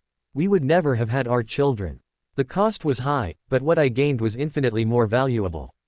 "I feel the same," Fleur said. "When I look at our children, when I see them growing and learning and becoming their own people, I know that every sacrifice was worth it." They sat together in the fading light, and Harry realized that he was happy. Not the desperate happiness of survival, but the deep, abiding happiness of someone who had been tested and broken and had somehow managed to reassemble himself into something whole. It had taken a war to teach him that love was worth fighting for. It had taken darkness to show him the value of light. And it had taken the possibility of never seeing Fleur again to make him understand that she was the most important thing in his life, more important than safety, more important than peace, more important than anything else the world could offer. The Triwizard Tournament seemed like a lifetime ago, though it had only been a few years. That boy, the one who had watched Fleur enter the Great Hall and felt his world tilt sideways, that boy would never have believed that this ending was possible. He would never have imagined that love could survive war and separation and the absolute certainty that death was waiting just around the corner. But love had survived, not only survived, but thrived, had blossomed into something beautiful and real and absolutely undeniable. As the sun set completely and night began to fall over the French countryside, Harry Potter, who had been a boy when he had first fallen in love with Fleur Delacour, held his wife close and whispered a promise that he had already made 1,000 times and would make 1,000 times more in the years that lay ahead. "I love you," he said softly. "Always and forever. I love you. And I love you," Fleur replied, smiling as she turned to face him in the gathering darkness. "In this life, and in any life that might come after. I love you." They kissed as the stars began to appear overhead, and it was perfect. 10 years after the war ended, Harry and Fleur's children had grown into extraordinary individuals. Lily Potter, named after Harry's mother, possessed her mother's ethereal beauty combined with her father's fierce determination. She was 12 years old and already showing signs of exceptional magical ability. James Potter, their son, was 9 and possessed a mischievous spirit that seemed to delight in finding trouble before trouble could find him. The French countryside estate that Harry and Fleur had built their life upon had become a sanctuary of sorts. Far removed from the bustle of London or Paris, the property existed in a pocket of peace that felt almost removed from time itself. Gardens bloomed with impossible flowers. Ancient trees stood sentinel over rolling hills. Magic hung in the air like morning mist, present in every breath, every moment. Yet even in this sanctuary, darkness sometimes intruded. Harry received the letter on a Tuesday morning, delivered by a raven that bore the seal of the British ministry. The letter was sealed with official magic, the kind that would not open for anyone except its intended recipient. Fleur watched from across the breakfast table as Harry broke the seal and read. She saw his expression shift, saw the weight settle across his shoulders like a physical thing, and she knew, without needing to be told, that something had changed. "What is it?" she asked, though she already suspected the answer. "They need me," Harry said quietly. There have been disturbances. Death Eater cells that were thought destroyed have resurfaced. There are reports of dark magical activity in remote locations. Dumbledore's successor, McGonagall, she wants me to lead an investigation. Fleur set down her teacup carefully. You promised, she said, and her voice held a quality of sadness rather than anger. You promised that those days were behind us. You promised that we would build a life here, away from the darkness. I know what I promised, Harry said, and I meant every word. But Fleur, if there are Death Eaters active again, if there are people trying to resurrect what Voldemort started, then I have an obligation. I have a responsibility. You have a responsibility to your family. Fleur replied. To your children. Lily is 12 years old. She needs her father. James is 9. They need you. I need you. We need you here, not gallivanting across Britain chasing shadows from a war that should have ended a decade ago. Harry reached across the table and took her hand. I know, he said. And believe me, there is nothing I want more than to stay here, to watch our children grow, to grow old with you in this place we have built. But if I do not go, if I do not investigate these reports, and something terrible happens, I will never forgive myself. And neither will you. Fleur pulled her hand away. Do not presume to know what I will or will not forgive, she said sharply. You are making a choice. Harry. You are choosing to leave your family behind. Own that choice. Do not dress it up as obligation or responsibility. Simply admit that you want to go. That is not fair, Harry protested. Perhaps not. Fleur agreed. But it is true. The silence that followed was heavy with years of accumulated understanding and unspoken fears. They had both known, in their hearts, that peace would not last forever. They had both understood, on some level, that the life they had built together was temporary. War, and the aftermath of war, had left scars in the magical world that would never fully heal. There would always be remnants of darkness. There would always be people seeking to resurrect the old ways. And Harry, with his unique connection to magic, would always be drawn toward those conflicts. He left 3 days later. Lily and James cried as they said goodbye, though they tried to hide it behind brave faces that broke Harry's heart. Fleur held him, but there was a distance in her embrace that had not been there before. It was as though she was already preparing herself for a world where Harry was absent. Come back to us, she whispered against his chest. Come back whole. Come back ready to stay. I will, Harry promised. I swear it. This is the last time. After this, I am done. I am retiring. I am becoming simply a husband and a father, and nothing more. But they both knew that promises like that were fragile things, easily broken by circumstance and duty and the weight of the world's darkness. Chapter 12. Reunion and Reckoning. The investigation took Harry across Britain, to locations he had not visited since the war ended. He worked with Aurors, with members of the Order of the Phoenix who had survived the conflict, with magical authorities from around the world who were equally concerned about the resurgence of Death Eater activity. What he discovered was troubling in its scope and sophistication. The Death Eaters had not been eliminated, merely scattered.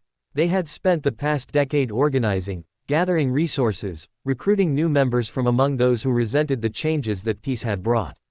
They were planning something large, something that would reshape the magical world according to their vision. It took 6 months of investigation, 6 months of being away from his family, 6 months of sleeping in safe houses and fighting dark wizards in abandoned locations, before Harry finally uncovered the full scope of what they were planning. They were planning to resurrect Voldemort.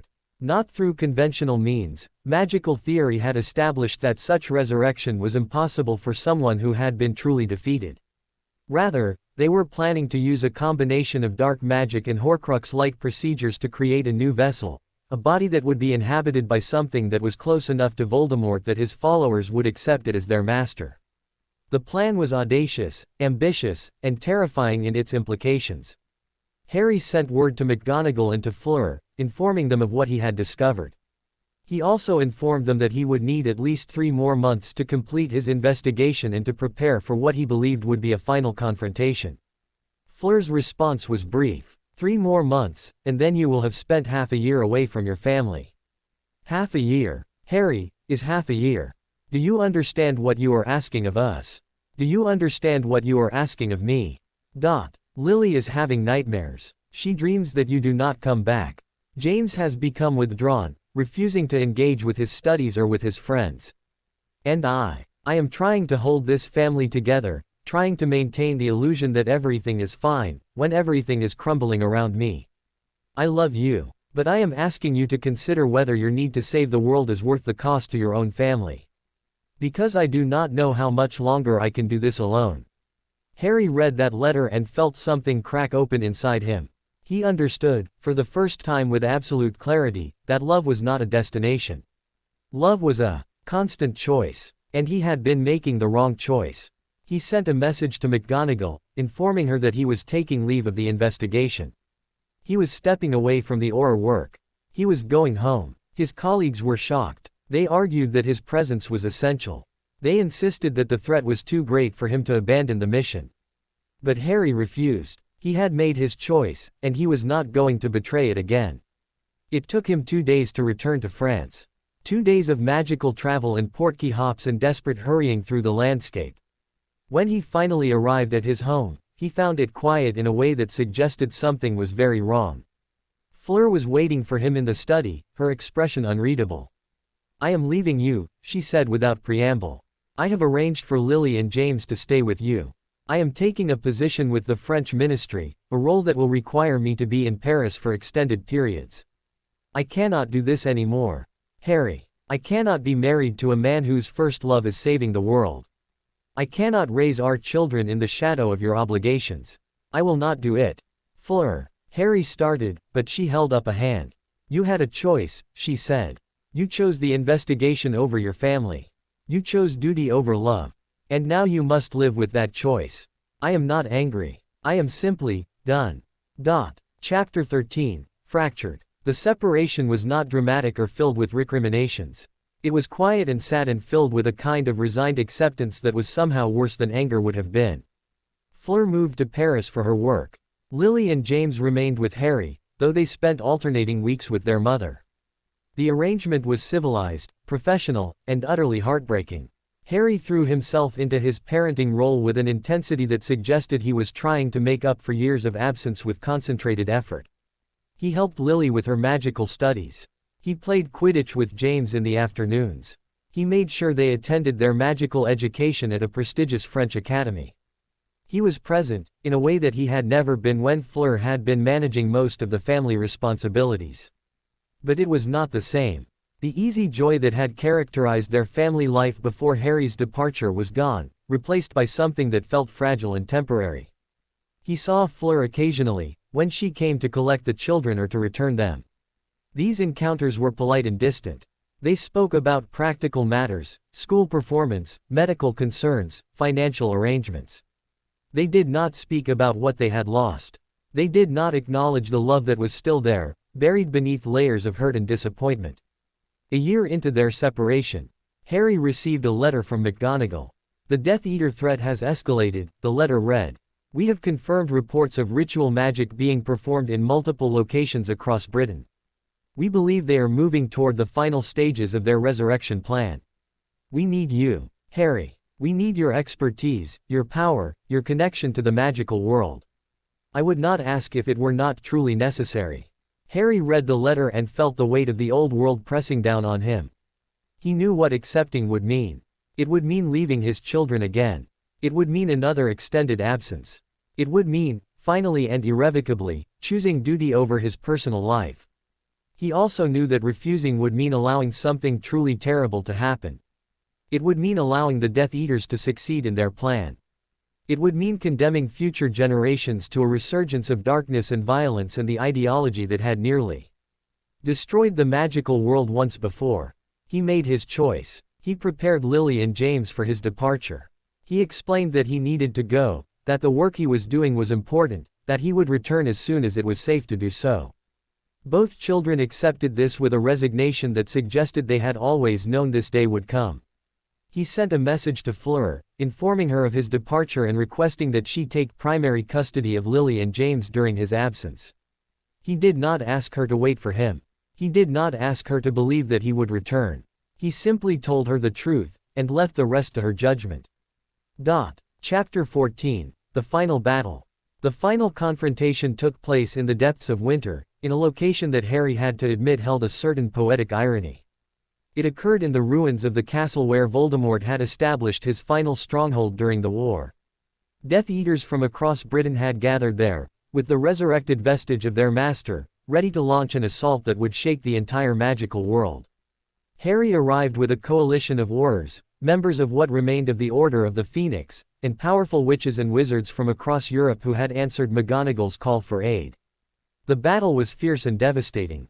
The resurrected Voldemort creature was not as powerful as the original Dark Lord had been, but it was close enough to be terrifying. Death Eaters fought with the fanaticism of true believers. And Harry fought with the desperation of someone who was trying to save a world, even as he lost his personal one. He faced the creature, battled it with magic that came from somewhere deep and primal within him. And in the end, after hours of conflict, he managed to destroy it. The Death Eaters, seeing their master defeated again, either surrendered or fled into the darkness. It was victory, but it was a hollow one. Harry was severely injured in the final confrontation. A curse caught him across the chest, burning through his magical defenses and leaving wounds that conventional healing magic could not fully repair. He was transported to St. Mungo's Hospital, where he spent weeks recovering, and during that time, Fleur came to see him. She appeared in his hospital room one morning, looking older and more tired than he remembered. She sat beside his bed without speaking, simply holding his hand. "I am sorry," Harry said, his voice hoarse from disuse. "I am sorry for all of it. I am sorry for choosing duty over you. I am sorry for breaking my promises. I am sorry for being the kind of man who needed a war to make him understand what truly mattered." "I know," Fleur said softly, "and I forgive you. But forgiveness does not mean reconciliation. It does not mean that we can return to what we were." "I understand," Harry replied, "but I had to try. I had to tell you. I had to attempt to repair what I broke."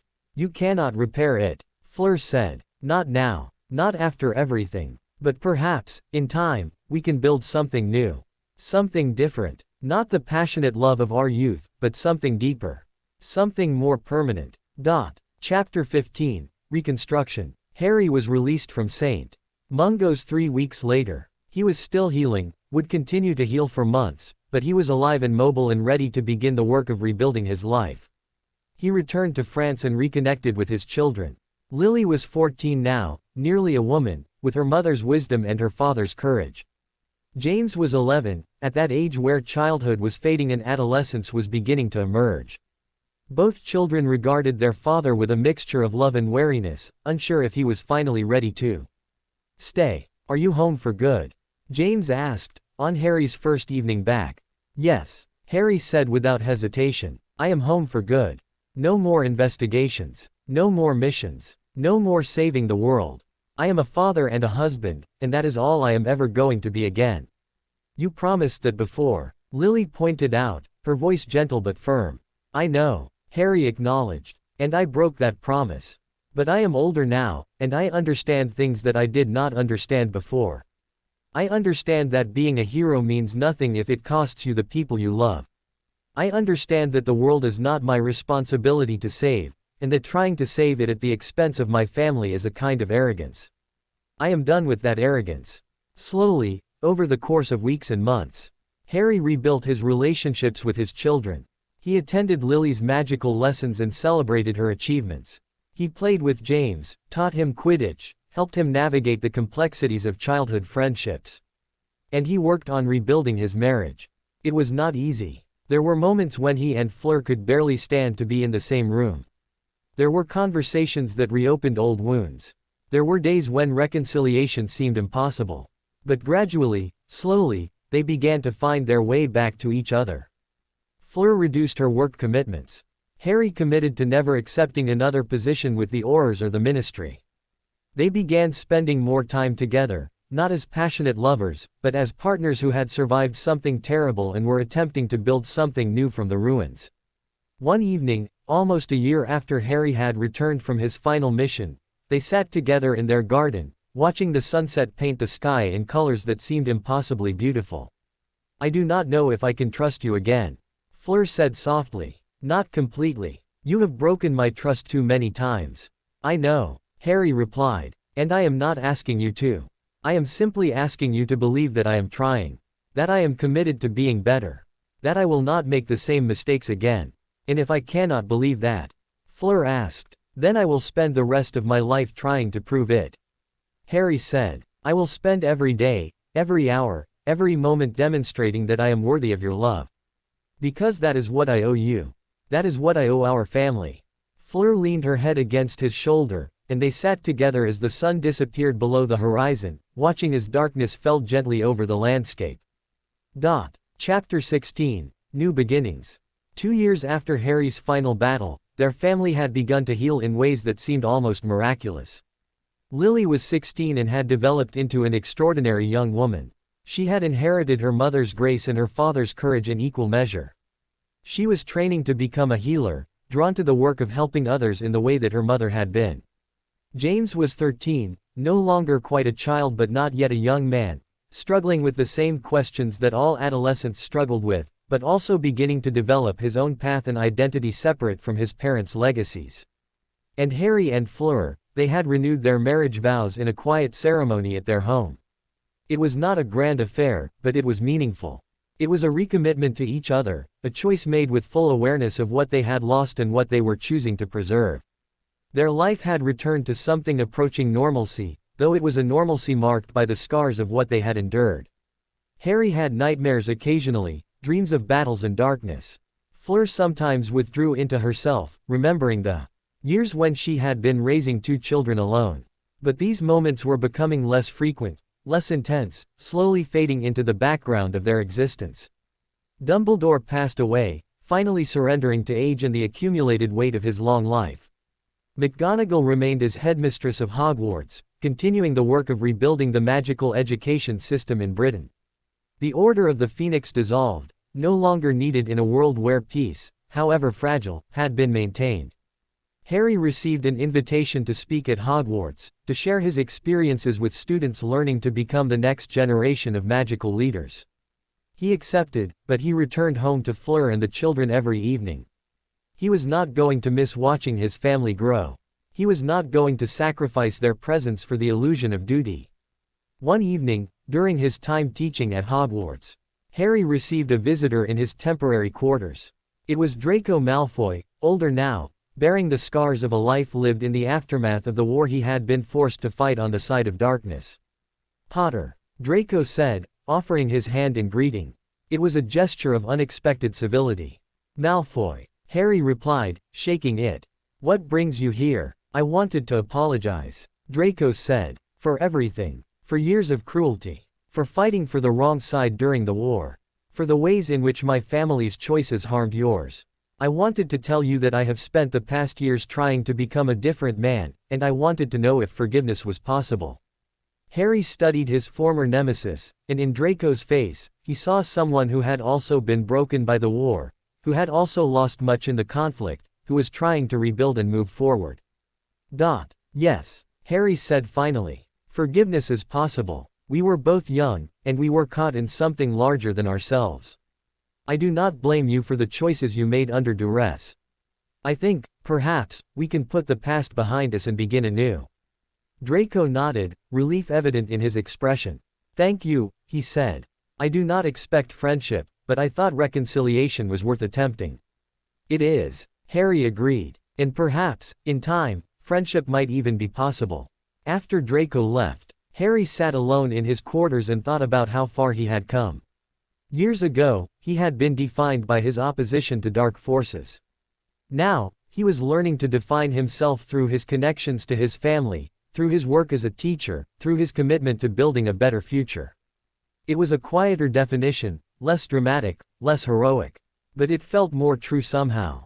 More authentic. More worth living for. Chapter 17, Lily's Choice.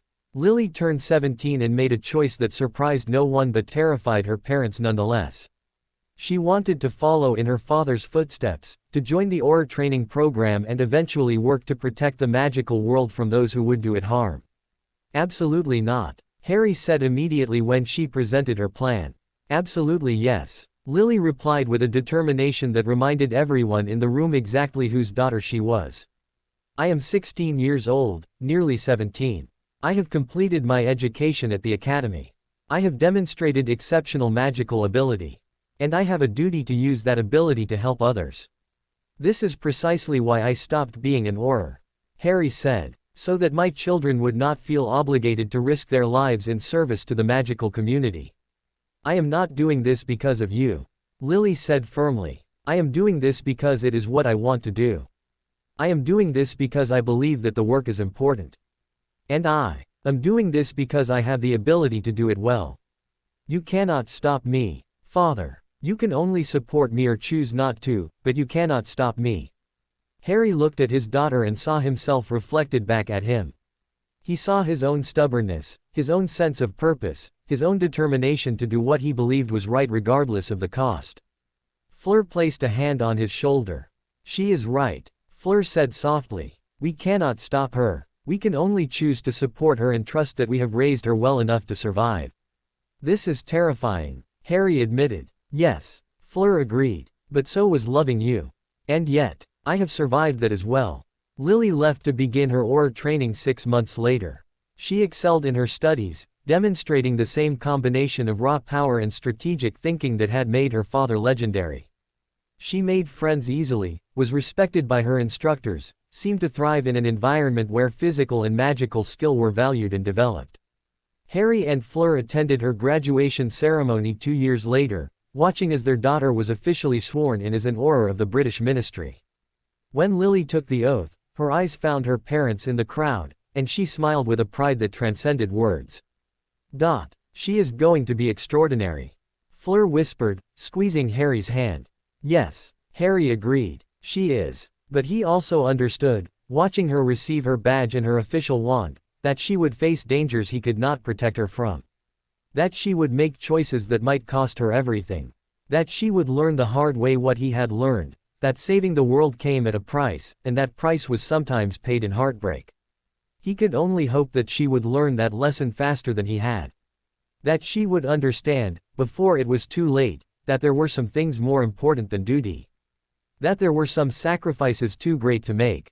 That love and family and the connections that bound them together were the only things that truly mattered in the end. Chapter 18. James's Shadow. James struggled in ways that neither of his parents had anticipated. Where Lily had inherited their parents' drive and determination, James had inherited their capacity for guilt and self-doubt. By the time James was 15, he had begun to isolate himself. He was struggling academically despite being inherently intelligent. He was withdrawing from friends. He was spending hours alone in his room, lost in thoughts that neither his parents nor the school counselors could quite reach. He is afraid, Fleur said to Harry one evening, as they sat in their bedroom discussing their son's increasingly worrying behavior. He is afraid that he cannot live up to the legacy. He is afraid that he is not powerful enough, not brave enough, not good enough. How do we help him understand that he does not have to be extraordinary? Harry asked. How do we help him understand that it is enough to simply be himself? By showing him, Fleur replied, not through words, but through actions. By demonstrating that we value him for who he is, not for what he can accomplish. Harry began spending more time with James. They went on long walks through the French countryside. They talked about unimportant things, books and music and the kinds of trivial matters that seemed to open doors that serious conversations could not. Slowly, James began to emerge from his isolation. I think I want to be a writer, James said one afternoon, as they sat by the lake that bordered their property. I know that is not what people expect. I know that I am supposed to be a warrior, like you, or a healer, like Lily. But I think I want to tell stories. That is a noble pursuit, Harry said. Writers shape how people understand the world. Writers preserve history and wisdom and the kinds of truths that are too complex for ordinary speech. I think you would be an exceptional writer. But what if I fail? James asked. What if I am not good enough? Then you will learn from that failure and try again, Harry said. That is what everyone does. That is what I did, countless times. The only real failure is not trying at all. By the time James was 17, he had found his path. He was writing stories, tentative efforts at first, but growing more confident and skilled with each attempt. He was also maintaining a journal, documenting the lives of his family, preserving the memory of what they had endured and overcome. I want to write about you and Mum. James said. I want to tell the story of how you fell in love, how you survived the war, how you built a life together despite everything that tried to destroy you. I think that is a story that people should know about. Chapter 19, Silver Threads. By the time Harry and Fleur reached their 50th year of life, their children were adults living their own lives. Lily was an accomplished Auror, pursuing dangerous assignments that made her parents simultaneously proud and terrified. James had published his first book, a fictionalized account of his parents' love story that had become surprisingly popular in certain circles, though he had changed enough details that only those who knew the family well could recognize themselves in its pages. Harry and Fleur found themselves, once again, alone in their home in the French countryside.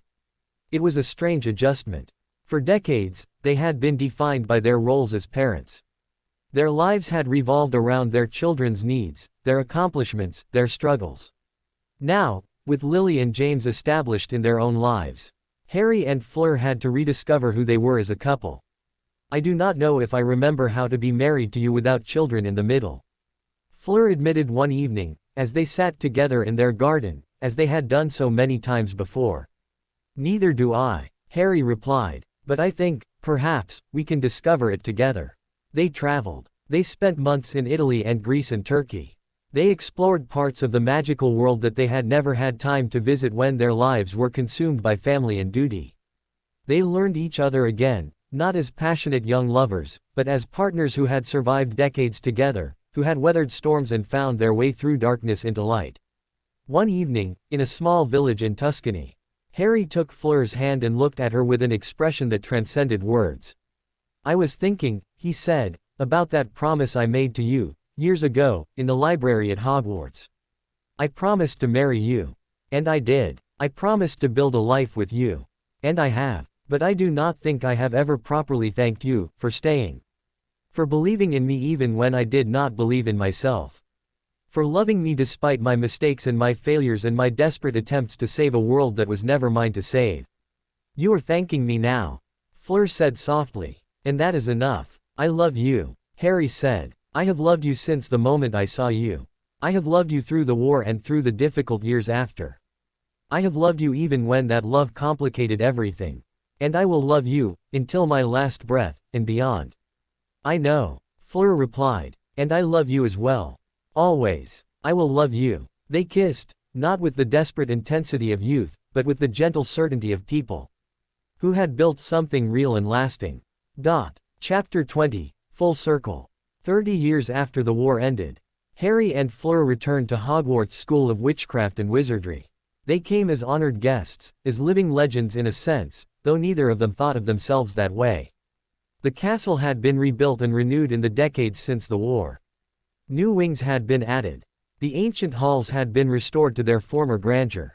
Magic seemed to sing in every corner of the place, a testament to the power of renewal and the human capacity to rebuild what had been broken. They walked through the corridors, and memories assailed Harry with unexpected intensity. He remembered being a student here, remembered the Triwizard Tournament, remembered the first time he had seen Fleur and felt his world shift on its axis. They visited the Great Hall and found students eating dinner, their faces bright with the particular kind of joy that only youth possessed. They visited the classrooms and the library and the places where Harry had learned the fundamental lessons that would define his life. In the headmistress's office, now occupied by a younger witch named Aurora Chen, they were asked to speak to the students about their experiences, about love and duty and the difficult choices that defined a life. Harry found himself standing before hundreds of young witches and wizards and attempting to put into words the things that had taken him decades to understand. There will come a moment in your lives, he said, when you will be faced with a choice.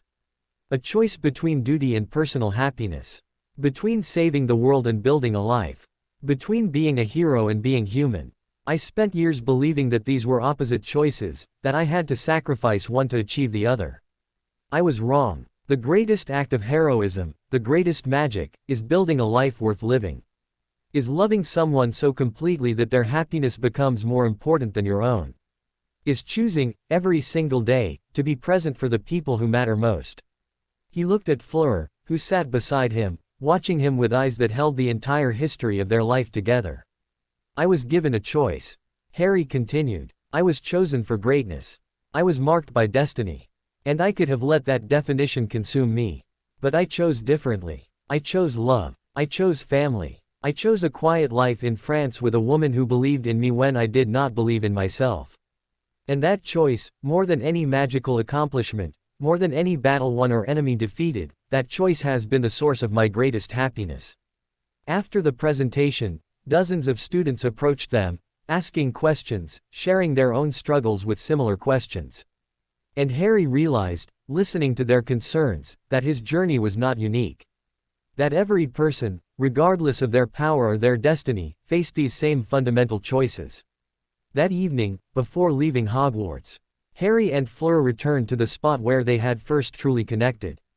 It was the library, the section where they had discussed waterborne magic and the nature of adaptation and the difficulty of loving someone across seemingly impossible distances.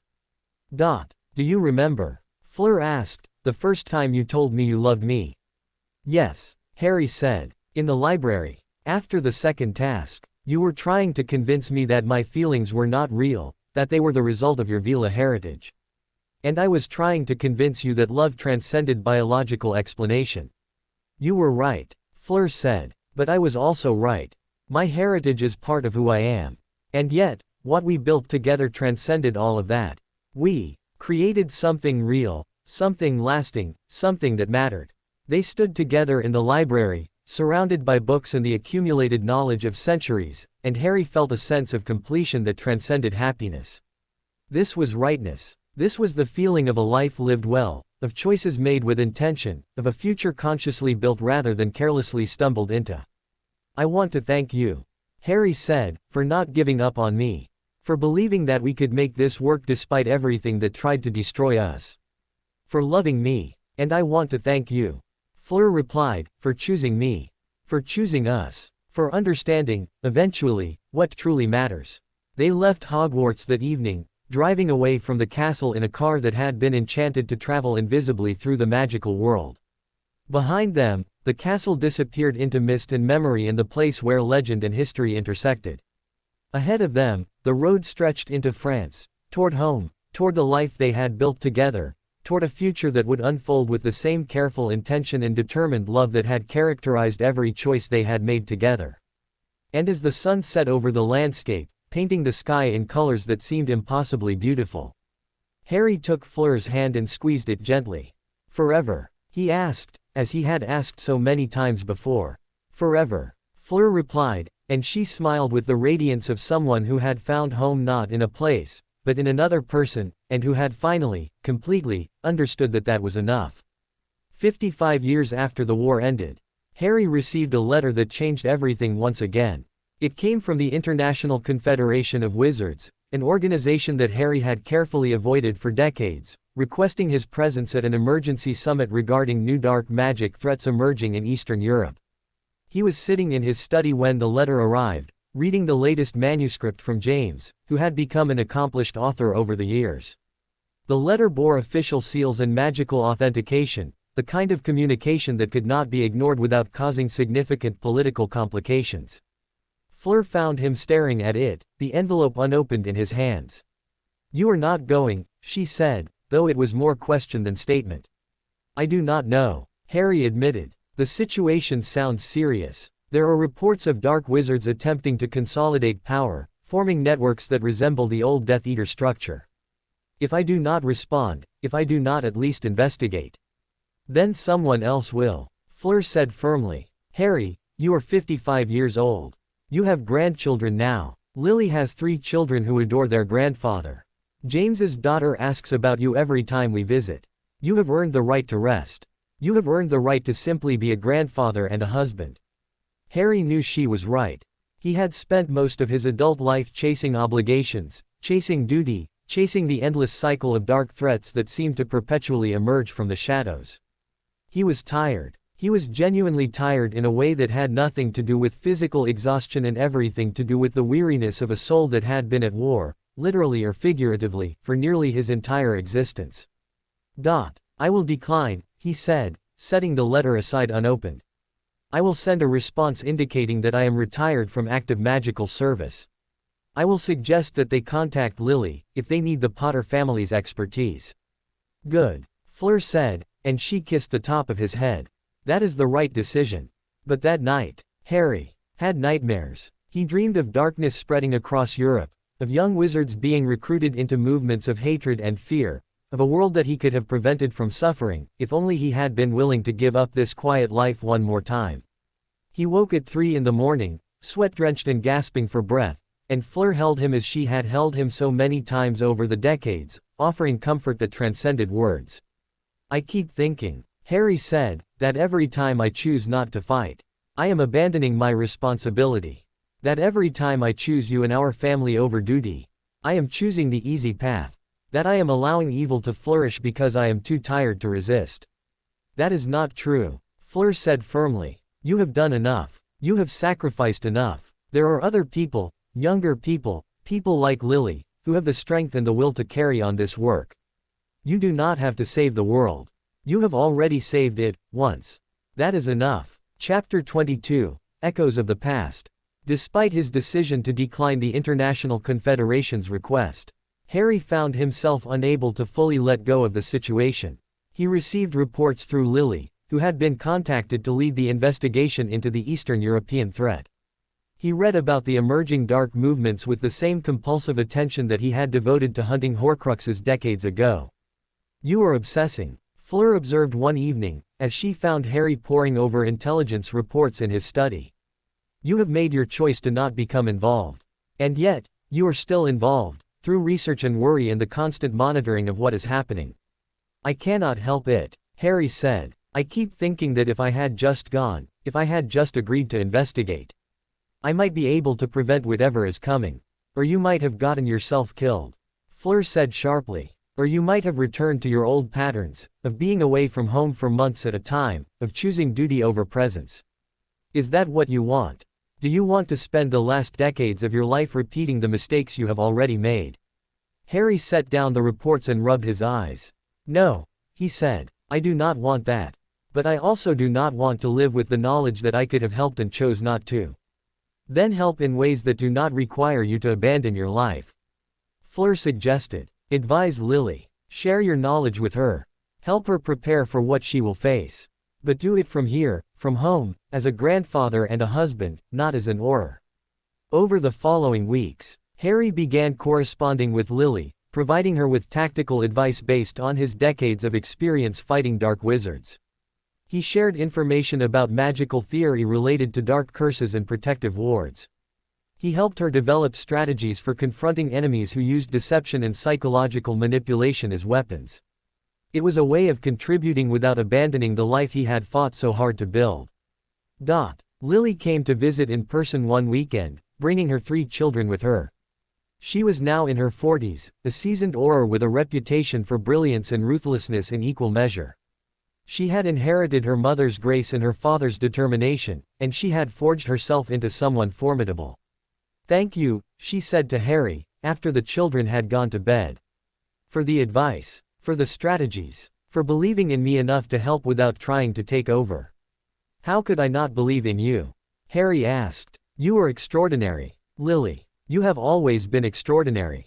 I learned from the best, Lily said, though I also learned what not to do.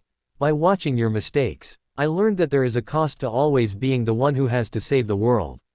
I learned that it is possible to do important work without sacrificing everything that matters. I am glad, Harry said. I would not wish the lessons I learned, the way I learned them, on anyone. If my mistakes could serve as a cautionary tale for you, if my struggles could somehow make your path easier, then perhaps they were not entirely in vain. Chapter 23, Grandchildren. Lily's youngest grandchild was named Harry, after his grandfather. He was 3 years old and possessed an intensity of curiosity that suggested he would grow into an even more formidable wizard than his mother or his great-grandfather before him. Young Harry would spend hours with his grandfather, asking endless questions about the war, about dark magic, about the reasons why people chose to embrace darkness despite its obvious destructiveness. Great-grandfather, the boy asked one afternoon, why did the bad wizards want to hurt people? Mummy says they wanted to make the world bad. But why would anyone want that? Harry struggled to find words that would be both honest and age-appropriate. Fear, he said finally. Most people who do bad things are doing them because they are afraid. They are afraid of change. They are afraid of people who are different from them. They are afraid that if they do not act first, bad things will happen to them. Fear makes people do terrible things. But you were not afraid, young Harry said. You fought them anyway. I was terrified, Harry replied. But I had something stronger than fear. I had people I loved. I had people who believed in me. And love is stronger than fear, if you let it be. The boy considered this with the serious expression of a child attempting to understand the adult world. So if I love people, I will not be afraid of the bad wizards. You will still be afraid sometimes. Harry said. Fear is normal, but you will have the courage to act anyway, because you have something to protect. You will have the strength to do what is right, because people are counting on you. Young Harry nodded seriously, and then he climbed into his great-grandfather's lap and fell asleep, his small hand clasped around Harry's much larger one. Harry sat there for hours, watching the child sleep, and reflecting on how his life had come full circle. He had entered the wizarding world as a child himself, terrified and uncertain, and he was ending it as a grandfather, passing his hard-earned wisdom to the next generation. Chapter 24, The Weight of Memory. 60 years after the war. Harry received word that Hermione Granger, now Hermione Blackwood after her marriage to a French wizard she had met during the reconstruction efforts, had published a comprehensive history of the Second Wizarding War. She had interviewed hundreds of people, documenting perspectives from both sides of the conflict, creating a record of what had happened and why. She sent Harry a copy, along with a personal letter requesting his input on sections that dealt with his experiences. He read it over the course of several evenings, and it was a strange experience, seeing his life, his struggles, his choices, documented in academic language by someone who had lived through it all beside him. There were sections he disagreed with. There were interpretations that he felt missed the emotional reality beneath the factual events. There were moments where Hermione had captured something so perfectly that it brought tears to his eyes. In particular, there was a chapter devoted to the letters he and Fleur had exchanged during the summer after the tournament, letters that Fleur had shared with Hermione years ago, letters that Hermione had quoted to illustrate the human side of the war, the way that ordinary people had loved and struggled and hoped despite the chaos surrounding them. Harry found himself reading those passages over and over, remembering the boy he had been, remembering the desperation and the certainty that love was the most powerful force in the world, remembering the way that Fleur's words had sustained him through darkness. "Do you wish," Fleur asked, watching him read late into the evening, "that I had never given those letters to Hermione? Do you feel that your privacy was violated?" "No," Harry said. "I think, perhaps, they need to be part of the historical record. Future generations need to understand that the war was not just about magic and battles. It was about love and connection and the small moments of hope that sustained people through the darkness. Your letters, my responses, they document something important. They document the fact that even in the midst of war, people continued to love, continued to hope, continued to believe in futures that seemed impossible." "I am glad," Fleur said, "because I believe that as well. I believe that our story, as imperfect as it has been, matters. Not because it is exceptional, but because it is real. In reality, authentic human experience, that is what people most need to understand." Chapter 25, The Cycle Continues. Young Harry, great-grandson of the original Harry Potter, showed remarkable magical ability from an early age.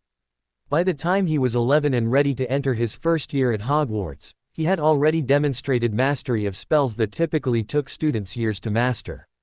His great-grandfather attended his sorting ceremony, sitting in a place of honor in the Great Hall, watching as the sorting hat placed the boy in Gryffindor House, as it had placed his great-grandfather decades before. Afterwards, in a quiet meeting chamber in the castle, the young wizard sat across from his great-grandfather and regarded him with an intensity that transcended age. "They all expect me to be like you," the boy said. "They expect me to be brave and powerful and able to defeat dark wizards single-handedly. But I do not want to be like you. I want to be like myself." "Good," Harry said. "Being yourself is far more important than being like me. I made mistakes, many of them. I sacrificed things that I should not have sacrificed. I fought battles that others could have fought. Do not repeat my errors. Be better than I was. Be wiser than I was. But what if I am not powerful enough? The boy asked. What if I cannot do what everyone expects me to do? Then you will discover that power is not the most important thing. Harry replied. You will discover that love and loyalty and the connections you build with other people, those are the things that truly matter.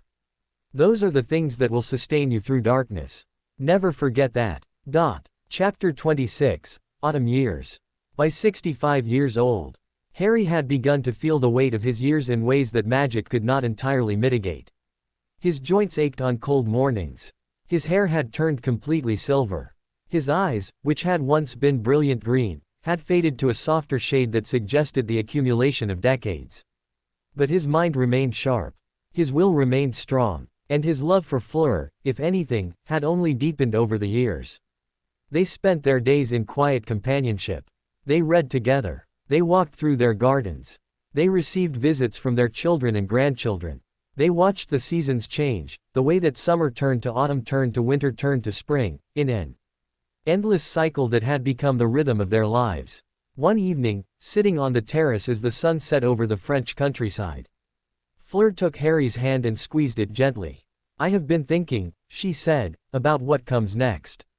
About the time when we will not have these walks, when we will not have these conversations, when one of us will be alone. Do not think about that, Harry said. Think about now. Think about this moment. That is all any of us have, is the present moment. I know, Fleur said, but it is important to acknowledge, is it not? It is important to say the things that need to be said, before there is no time left to say them. All right, Harry said. Then let me say this. Loving you has been the greatest joy of my life. Every moment, every difficulty, every challenge, has been worth it because of you. If I had to live my entire life over again, knowing everything that I know, I would make the same choices. I would fall in love with you again. I would choose you again. Always. I would choose you. And you, Fleur said softly. Always. I have chosen you. And always. I will. Chapter 27, Legacy. James published his final book the year that Harry turned 70. It was a comprehensive autobiography of his family, told from his perspective as the child who had watched his parents navigate the impossible terrain of love during wartime. The book was dedicated to Harry and Fleur, the strongest people I have ever known, who taught me that real courage is not the absence of fear, but the willingness to act despite it, and that the greatest magic is not in wands or spells, but in the bonds we forge with those we love. The book became a phenomenon, translated into dozens of languages, studied in schools, considered one of the most important historical documents of the post-war period. Students wrote essays about Harry and Fleur's relationship. Academics analyzed their correspondence. Artists created paintings depicting key moments from their story. Harry felt strange about all of this attention. He had never wanted to be a symbol or a legend. He had only wanted to love someone and build a life with her. And yet, he understood that their story had resonated with something fundamental in the human experience, the universal desire to love and be loved, to overcome obstacles, to build something meaningful despite the chaos of the world. Do you regret it? James asked his father, when they met to discuss the book's publication. Do you regret that our personal life has become public property? No, Harry said. I think, perhaps, if our story can help people understand that love is worth fighting for, that commitment means showing up every day, that the greatest achievements are not military victories but the successful building of families and partnerships, then I am glad it has been shared. I am glad that people know what it took, what it cost, what it meant. Chapter 28, The Final Season. 75 years after the war ended, Harry knew that his time was limited. The healers at St. Mungo's had informed him and Fleur that his heart was weakening, that despite magical intervention, he likely had only a few years left. He received this news with a strange sense of peace. He had lived longer than he had ever expected to live. He had accomplished more than he had ever dreamed possible. He had loved and been loved. He had built a family. He had helped shape the future. What more could anyone ask? He and Fleur made the most of the time they had left. They traveled to places they had always wanted to visit.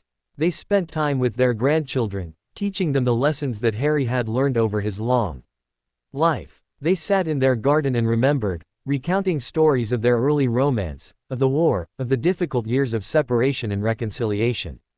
One evening, on what would turn out to be one of the last truly warm nights of autumn, they danced together in their garden. There was no music except what magic provided, and Harry held Fleur as he had held her so many times before, and they swayed together beneath the stars. "I am not afraid," Harry said, though Fleur had not asked. "I am not afraid of what comes next. Because I have lived a good life. I have loved and been loved. And that is all that matters." "I know," Fleur said softly. "And I am grateful for every moment we have shared." Chapter 29, The Passing. It happened on a winter morning, 6 months after the healers had warned him of his limited time. Harry woke and felt lighter somehow, as though something essential had shifted in his being. He turned to look at Fleur, who was still sleeping, and he felt a profound sense of gratitude for her presence. Even now, even at the very end, she was with him. She had chosen to stay with him through all of it, the war, the separation, the difficult years of rebuilding, the slow accumulation of days that had become decades, and now, at the end. He did not wake her. Instead, he simply held her hand and watched as the morning light crept across their bedroom. He thought about the boy he had been, standing in the entrance hall of Hogwarts, watching Fleur walk through the doors and feeling his entire world tilt sideways. He thought about the man he had become, shaped by war and love and the endless struggle to balance duty with connection. And he realized, with perfect clarity, that he had lived well. Not perfectly, but well. He had made mistakes and learned from them. He had hurt people and been hurt. He had fought and loved and struggled and grown. He had become something more than the frightened orphan he had been, and he had done so largely because of the extraordinary woman sleeping beside him. As the sun rose fully, warming the room with its gentle light, Harry felt his heart slow. He felt the boundaries of his consciousness begin to blur. He felt, not pain, but a kind of peaceful release, as though he was finally being allowed to rest after decades of carrying the weight of the world. "I love you," he whispered, and Fleur stirred, her eyes opening to look at him. "I know," she said, and she squeezed his hand, understanding without words what was happening. And then, he slipped away, not into darkness, but into whatever came after, carrying with him the warmth of her hand and the absolute certainty that their love would endure beyond even death itself. Chapter 30, Forever. The funeral took place on the winter solstice, the darkest day of the year, and it seemed appropriate somehow. Hundreds of people came to pay their respects. Members of the Order of the Phoenix. Aurors from around the world, students and teachers from Hogwarts, wizards and witches who had been touched by Harry's life in ways both direct and indirect. Fleur stood at the front, silver-haired and dignified, accepting condolences with grace. Lily and James stood beside her, their own grief evident but controlled. The grandchildren, including young Harry, stood together, representing the next generation that would carry forward the legacy of love and sacrifice that their family represented. The memorial service included readings from Harry's letters to Fleur, passages from James's books, testimonials from people who had fought alongside Harry in the war. Dumbledore's portrait spoke from the castle walls, remembering a student who had become a hero, and then, crucially, a man who had learned that being human was more important than being heroic. But perhaps the most powerful moment came when Fleur stood to speak. She was 94 years old, ancient by the standards of the wizarding world, and yet her voice remained strong, clear, filled with the accumulated wisdom of a life fully lived. "Harry Potter was many things," she said, her French accent still evident after 70 years in the British magical world. "He was a warrior, a hero, a man of extraordinary power. But more than anything, he was a man who loved. He loved fiercely and completely and imperfectly. He made mistakes. He hurt people. He sacrificed things that should never have been sacrificed. But through it all, he loved. He loved me. He loved our children. He loved the magical world, even when it demanded terrible things of him." She paused, looking out at the crowd, her eyes suddenly glistening with tears. "I want people to know that real magic is not in wands or spells or the ability to defeat dark lords. Real magic is in the small moments. It is in the hand you hold when you are afraid. It is in the person who believes in you when you do not believe in yourself. It is in the commitment to show up, every day, for the people you love, even when it would be easier to turn away." Harry understood that, eventually, and that understanding transformed him from a weapon of war into a man of peace. She looked at the casket containing her husband of 70 years. "I will see you again," she said softly. "On the other side of this darkness. I will find you. Because we are bound by something stronger than death. We are bound by love, and love, as Harry taught me, is the strongest magic there is." The funeral ended as the sun set, and mourners dispersed into the winter evening. But Fleur remained beside Harry's casket long after everyone else had left, her hand resting on the cold wood, remembering the warmth of his presence. She would live another 10 years after Harry's death, and during that time, she would continue to tell their story. She would grant interviews to historians. She would work with James to ensure that his final manuscripts were published. She would spend time with her grandchildren and great-grandchildren, teaching them the lessons that she and Harry had learned together. And when she finally passed, joining Harry in whatever lay beyond life, the magical world mourned the loss of a couple that had become legendary not for their power, but for their love. Not for their ability to defeat enemies, but for their commitment to each other across decades and through impossible circumstances. Their story became the story that people told when they wanted to illustrate what love truly meant. Their letters became required reading in schools. Their life became the standard against which other relationships were measured. But more importantly, their legacy became the understanding that real magic, the magic that truly mattered, was available to everyone. Not just the powerful or the chosen or the destined. It was available to anyone willing to love completely, to commit fully, to choose another person, again and again, for the rest of their lives. And in doing so, Harry and Fleur had created something that would transcend time and death and all the forces that conspired to tear people apart. They had created forever. 120 years after the war ended, the wizarding world had changed in ways that would have both pleased and troubled Harry Potter himself. The ideologies that had spawned Voldemort and his followers had not entirely disappeared, but they had been forced underground, contained by vigilant oversight and international cooperation built on the foundation of the alliances forged during the Final War. In the year that marked the centennial anniversary of Harry and Fleur's first meeting, a young witch named Isabel Potter stood in the archives of the International Confederation of Wizards, reading the original letters that her great-great-grandmother Fleur had preserved and eventually donated to the Historical Society. Isabel was 23 years old, a scholar and researcher studying the role of love and personal connection in shaping political outcomes. She had inherited her great-great-grandfather's green eyes and her great-great-grandmother's grace, and she possessed a fierce determination to understand how two ordinary people had managed to influence the course of history simply by refusing to abandon each other. The letters were fragile, protected by preservation spells that maintained their physical integrity while allowing them to be read. Isabel had been given special permission to access them for her doctoral research, and she spent hours reading passages, annotating margins, attempting to understand the emotional landscape that had shaped the most significant relationship of the post-war era. "You are obsessing," remarked Marcus Chen, Isabel's research partner and the great-grandson of one of Harry's closest Auror colleagues. He stood beside her in the archive, looking over her shoulder at the letter she was currently reading. "These are just letters. Old correspondence between two people who happened to live during an interesting historical period. They are not just letters," Isabel protested. "They are evidence of something fundamental about human nature. They are proof that love can sustain people through impossible circumstances. That commitment can transcend distance and duty and all the forces that conspire to tear people apart." Marcus smiled, recognizing in Isabel the same passionate intensity that had characterized her famous ancestors. "All right," he conceded. "They are more than just letters. But what do you intend to do with this research? You cannot simply document their love story as if it were a historical curiosity." "No," Isabel agreed. "I want to understand how their relationship shaped the world. I want to trace the decisions they made, the political consequences of their choices, the way that a single love story rippled outward and influenced the course of history. I believe that is what my dissertation should be about." Chapter 32, New Threats, Old Patterns. While Isabel pursued her academic research, the wizarding world was confronting new challenges that would have seemed familiar to Harry Potter had he lived to witness them. A movement had emerged in parts of Eastern Europe and Russia, drawing on the old ideologies of pure blood supremacy and anti-Muggle sentiment.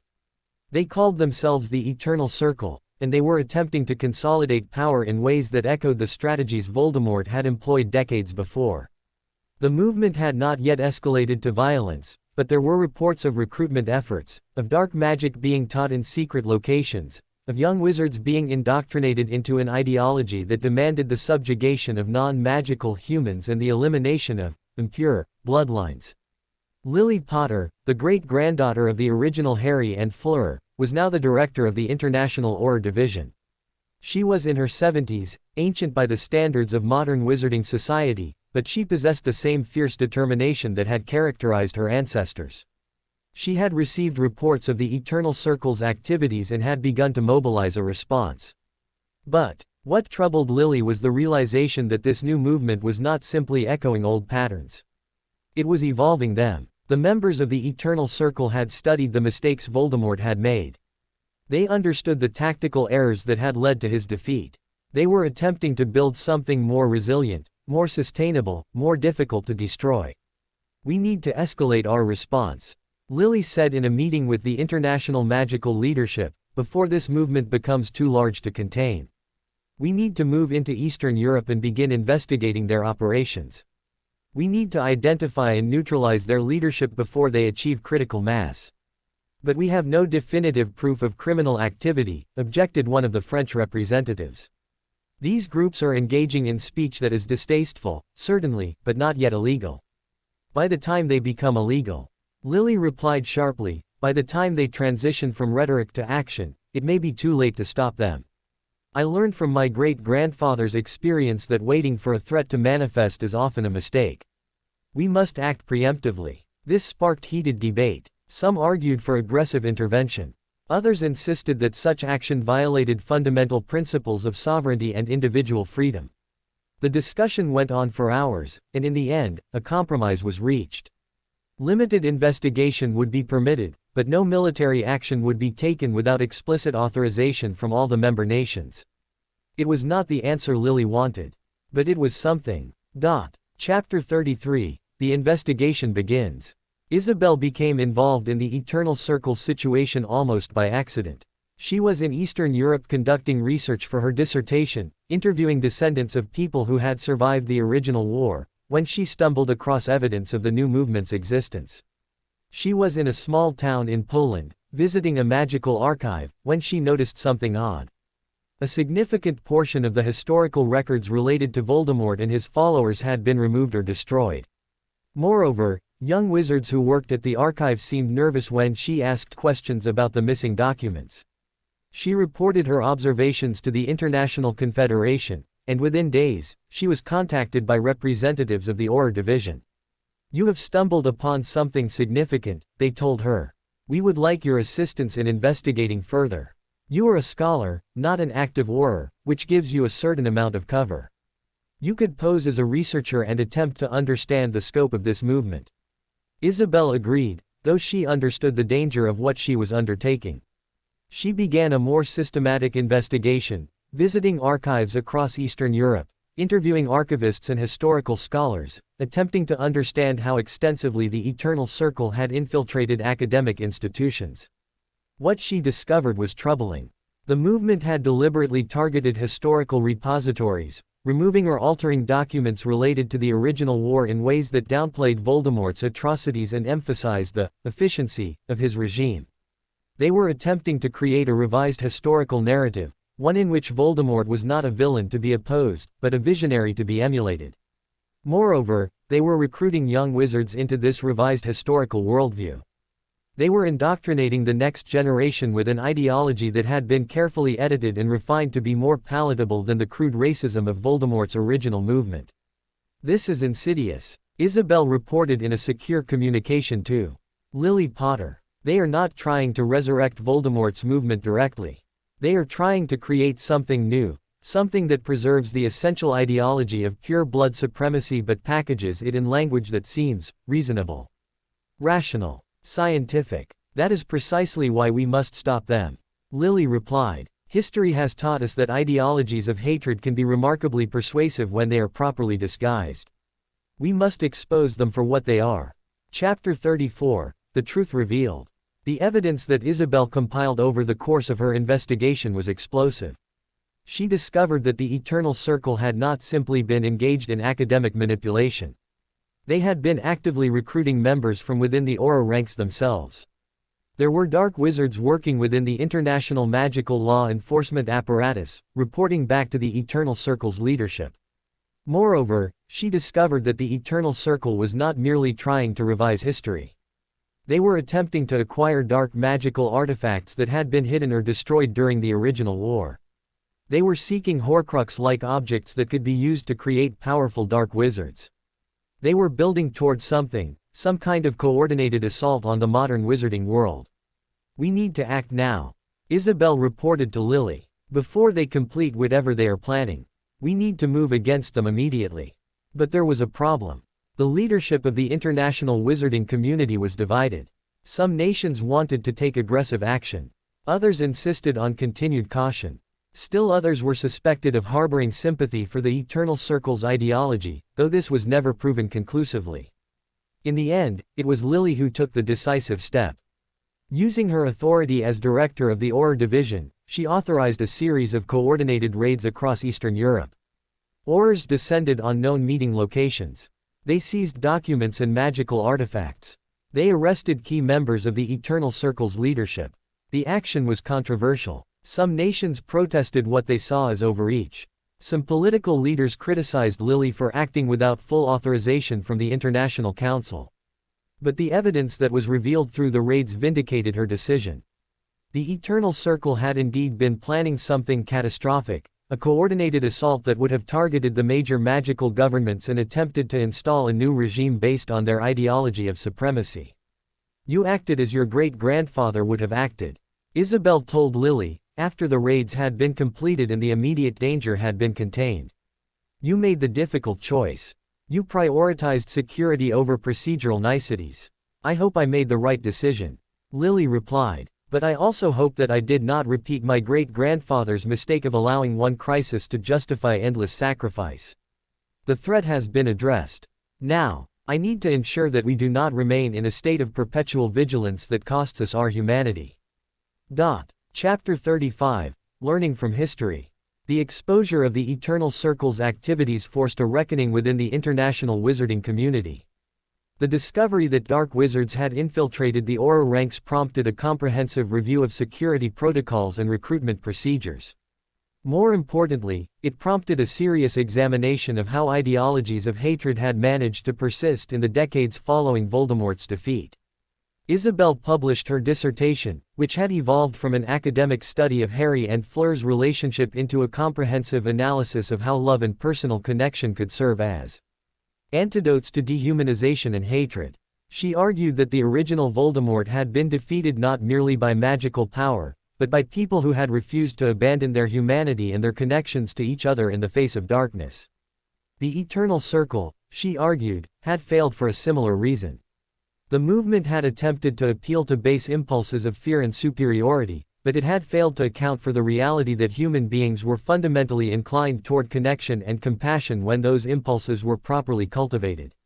History suggests, Isabel wrote in her conclusion, that the most powerful defense against ideologies of hatred is not further hatred or dehumanization of the enemy. Rather, it is the cultivation of genuine human connection. When we invest in our relationships with others, when we commit to understanding people who are different from us, when we refuse to reduce complex human beings to simple categories of good and evil, we become resistant to the kind of thinking that allows atrocities to occur. The dissertation became required reading in magical academies across the world. Teachers used it to help students understand not just what had happened during the wars, but why. Political leaders cited it when justifying policies designed to promote intercultural understanding and connection. And at the heart of all of this analysis, was the love story of Harry and Fleur, the extraordinary ordinary relationship that had sustained both of them through extraordinary circumstances and had rippled outward across generations to shape the course of history itself. Chapter 36, The Next Generation. 15 years after the exposure of the Eternal Circle, a new generation of young wizards came of age in a world that was markedly different from the one that had confronted their ancestors. The ideologies of hatred had not disappeared entirely, but they had been marginalized. The international wizarding community had developed more robust mechanisms for identifying and containing extremist movements. The integration of Muggleborns and half-bloods into all levels of society had continued, to the point where questions of blood purity had become almost laughably obsolete. James Potter, the great-great-grandson of the original James and the heir to his family's literary legacy, was a teacher at Hogwarts, educating the next generation of young wizards in history and philosophy. He had inherited his great-great-grandfather's determination and his great-great-grandmother's grace, and he was using both to shape young minds toward wisdom and compassion. The story of your ancestors, he would tell his students, is not ultimately a story about magic or war or even heroism. It is a story about choice. It is a story about people who chose, again and again, to prioritize connection over isolation. To choose love over fear. To believe that commitment and dedication and the daily work of showing up for another person was more important than any grand gesture or dramatic sacrifice. One of his students, a young witch named Elena who came from a family that had historically been sympathetic to pure blood ideology, approached him after class one day. "I do not understand," Elena said hesitantly. "If the ideology I was raised with is wrong, if the beliefs my family taught me are destructive, what am I supposed to do? How do I reject the worldview that shaped me?" James took her question seriously. He did not dismiss it or offer platitudes. "You do it the same way that your ancestors did it, if they did it," he said. "You meet someone who is different from you. You listen to their story. You realize that they are not the caricature you were taught to believe in. And then, gradually, your understanding of the world begins to change. Not through intellectual argument, but through genuine human connection." "But what if I fail?" Elena asked. "What if I cannot change? What if I become like my great-grandfather, who remained committed to the old ideology until his death?" "Then at least you will have tried," James said. "At least you will have made a choice rather than accepting the default. And that choice, that commitment to growth, that is what matters." Chapter 37, The Archive. 10 years after the exposure of the Eternal Circle, Isabel took on a new role. She became the director of the Harry and Fleur Potter Archive, an institution dedicated to preserving and interpreting the historical materials related to the couple's life and legacy. The archive contained the original letters, transcripts of interviews, personal journals, artifacts from the war and the years of Reconstruction. But more importantly, it contained a vast collection of interpretations and analyses from scholars, historians, and ordinary people who had been touched by the couple's story. "People still write to us," Isabel explained to Marcus, as they catalogued new submissions to the archive. "They write about how learning about Harry and Fleur's commitment to each other helped them through difficult times in their own relationships. They write about how the letters inspired them to choose connection over isolation. They write about how the couple's story gave them hope when they needed it most." Marcus smiled. "So the legacy is not primarily about their magical accomplishments or their role in the war. It is about their love story. It is about the fact that their relationship mattered, not just to them, but to people across the world, for generations after their death." "Exactly," Isabel said. "And I think that is what they would have wanted. Not monuments or statues, but the knowledge that their commitment to each other had inspired others to commit more fully to their own relationships. That their choice to prioritize connection over duty had given others permission to do the same." The archive became a pilgrimage site of sorts. Wizards and witches from across the world visited to read the letters, to see the artifacts, to understand the human story behind the historical figures they had studied in school. Young couples came to renew their commitment to each other, finding inspiration in the correspondence between two people who had loved across decades and through circumstances that seemed designed to tear them apart.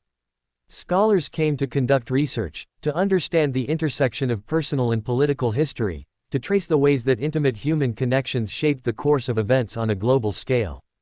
And through all of this, Isabel worked to ensure that the archive remained true to the complexity of Harry and Fleur's story.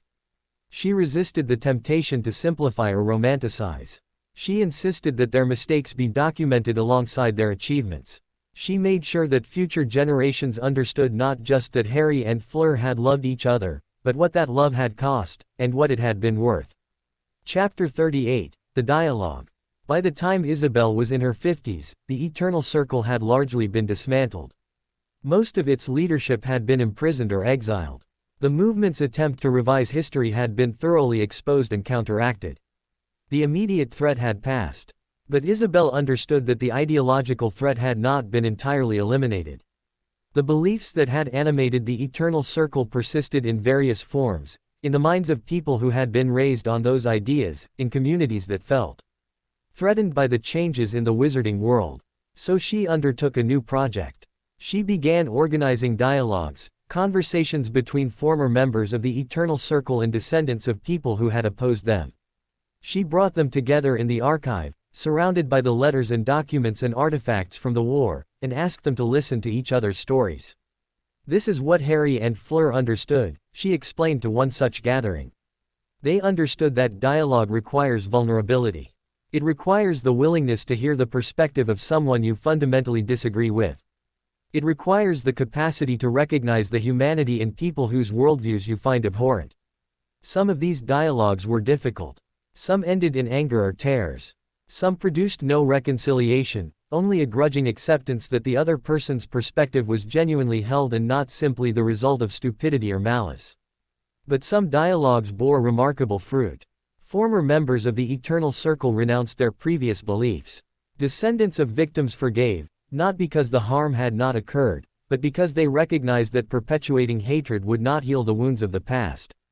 This is how we prevent another Voldemort, Isabel said. Not through force or imprisonment or the permanent suppression of dangerous ideas, but through the slow, painstaking work of dialogue and understanding. Through the recognition that people who hold harmful beliefs are still people, and that they can change, if we give them the opportunity and the context to do so. Chapter 39, The New Crisis. 50 years after the exposure of the Eternal Circle, a different kind of threat emerged. This one was not ideological, but environmental and magical in nature. A disturbance in the magical flows that sustained the wizarding world had begun to occur. Locations of significant magical power were beginning to lose their energy. Wards that had been maintained for centuries were weakening. The magical infrastructure that had been built up over millennia was beginning to deteriorate at an accelerating rate. Magical scientists were baffled. Environmental experts were concerned. Political leaders convened summits to discuss the crisis. And across the wizarding world, there was a growing sense of urgency and dread. It was Isabel, now in her 80s and still active in the archive, who made a crucial connection. She was reviewing historical documents related to magical ley lines and energy flows when she realized that a similar disturbance had been documented in Fleur's era, shortly after the war ended. The healers at the time attributed it to the disruption caused by the war, she explained to a gathering of magical scientists. But I believe there is a pattern. I believe that massive magical disruptions create cascading effects that persist across decades, that accumulate over time, and that eventually lead to systemic failures. So what are you suggesting? Asked one of the scientists. That we are paying the price for the magic expended during the war, more than a century ago. Precisely. Isabel replied. I am suggesting that we have not been tending to the magical infrastructure properly. We have been treating it as if it were self-sustaining, when in reality it requires careful maintenance and renewal. The damage inflicted by the war, combined with the neglect of subsequent decades, has created a crisis that is now manifesting at a global level. This realization prompted a massive international initiative to repair and renew the magical infrastructure.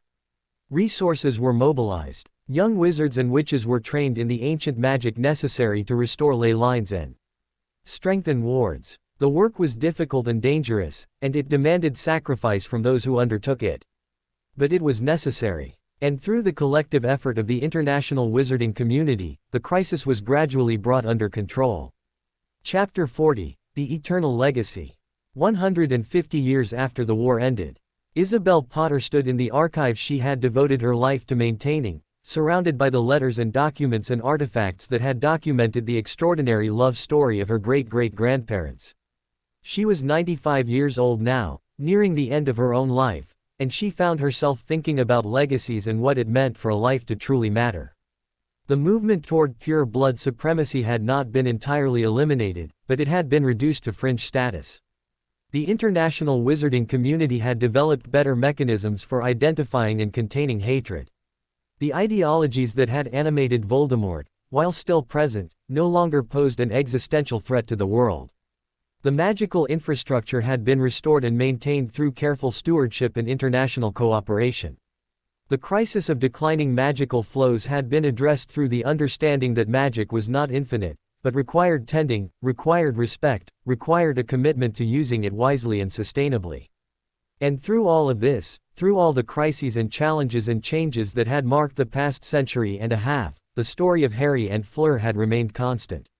A touchstone. A reminder that love and commitment and the daily work of choosing another person, over and over again, was the most powerful magic of all. "I want to tell you a story," Isabel said to a group of young wizards and witches who had come to the archive to conduct research. A story about two people who fell in love during extraordinary times. A story about how that love sustained them through war and separation and the difficult work of rebuilding a shattered world. A story about how their commitment to each other rippled outward, across generations, shaping the course of history in ways large and small. She picked up one of the original letters, handling it with reverent care despite its age and fragility. "This is a love letter," she said. "Written more than a century and a half ago. In it, a young man tells a young woman that he loves her despite all the obstacles that seem designed to keep them apart. He tells her that he will find her after the war ends. He tells her that they will build a life together." She paused, looking at each of the young faces in the room. The remarkable thing about this letter, the thing that makes it worthy of preservation and study, is not that it is particularly eloquent or beautifully written. Rather, it is remarkable because it expresses something fundamental about human nature. It expresses the conviction that love is worth fighting for. That commitment is worth the sacrifice. That choosing another person, again and again, is the most important work any of us will ever do. Isabel placed the letter back in its protective case, and she smiled, thinking of the woman who had written the response, thinking of the life they had built together, thinking of the descendants they had left behind, thinking of the ripples that continued to spread outward from their love story, touching lives, shaping decisions, providing hope to those who needed it most. "This archive is not a museum," she told the young wizards. "It is a message from the past to the future. A message that says, yes, love is difficult. Yes, commitment requires sacrifice. But yes, it is worth it. Again and again, it is worth it." And in that moment, surrounded by the preserved history of an extraordinary ordinary love, Isabel understood that she had spent her life documenting something sacred. Not in a religious sense, but in the sense of something worthy of reverence and protection and passing on to future generations. The love of Harry and Fleur had not solved all the world's problems. It had not prevented all subsequent crises or threats or darkness. But it had provided something essential. It had provided a model of commitment and connection at a time when the world desperately needed to remember that human beings could love each other, could choose each other, could build something beautiful together, even in the midst of chaos and pain and uncertainty. And that, Isabel reflected as she looked around the archive one final time before leaving for the day, that was a legacy worth preserving. That was magic worth protecting. That was a story worth telling, again and again, for as long as the wizarding world endured. 230 years after the war ended, the wizarding world had transformed into something that would have been almost unrecognizable to Harry and Fleur, and yet fundamentally rooted in the principles they had established through their lives and love. The rigid hierarchies of the old wizarding world had largely dissolved. Pure-blood families no longer held exclusive power. Muggle-borns were not merely accepted but celebrated for the unique perspectives they brought to magical society. Half-bloods were no longer seen as lesser but as bridges between different magical traditions. More radically, the distinction between the wizarding world and the non-magical world had begun to blur in unprecedented ways. International treaties had been established allowing for limited magical Muggle interaction in specific zones. Universities that taught both magical and non-magical disciplines had been founded. Young witches and wizards were encouraged to study non-magical sciences and philosophy alongside their magical training. The archives of the Potters, now maintained by the International Institute for Historical Studies, had become not merely a museum but a living center of learning. Scholars from around the world came to study the letters and documents, not to understand a quaint historical romance, but to grapple with fundamental questions about how human societies could be restructured around principles of love and connection rather than hierarchy and fear.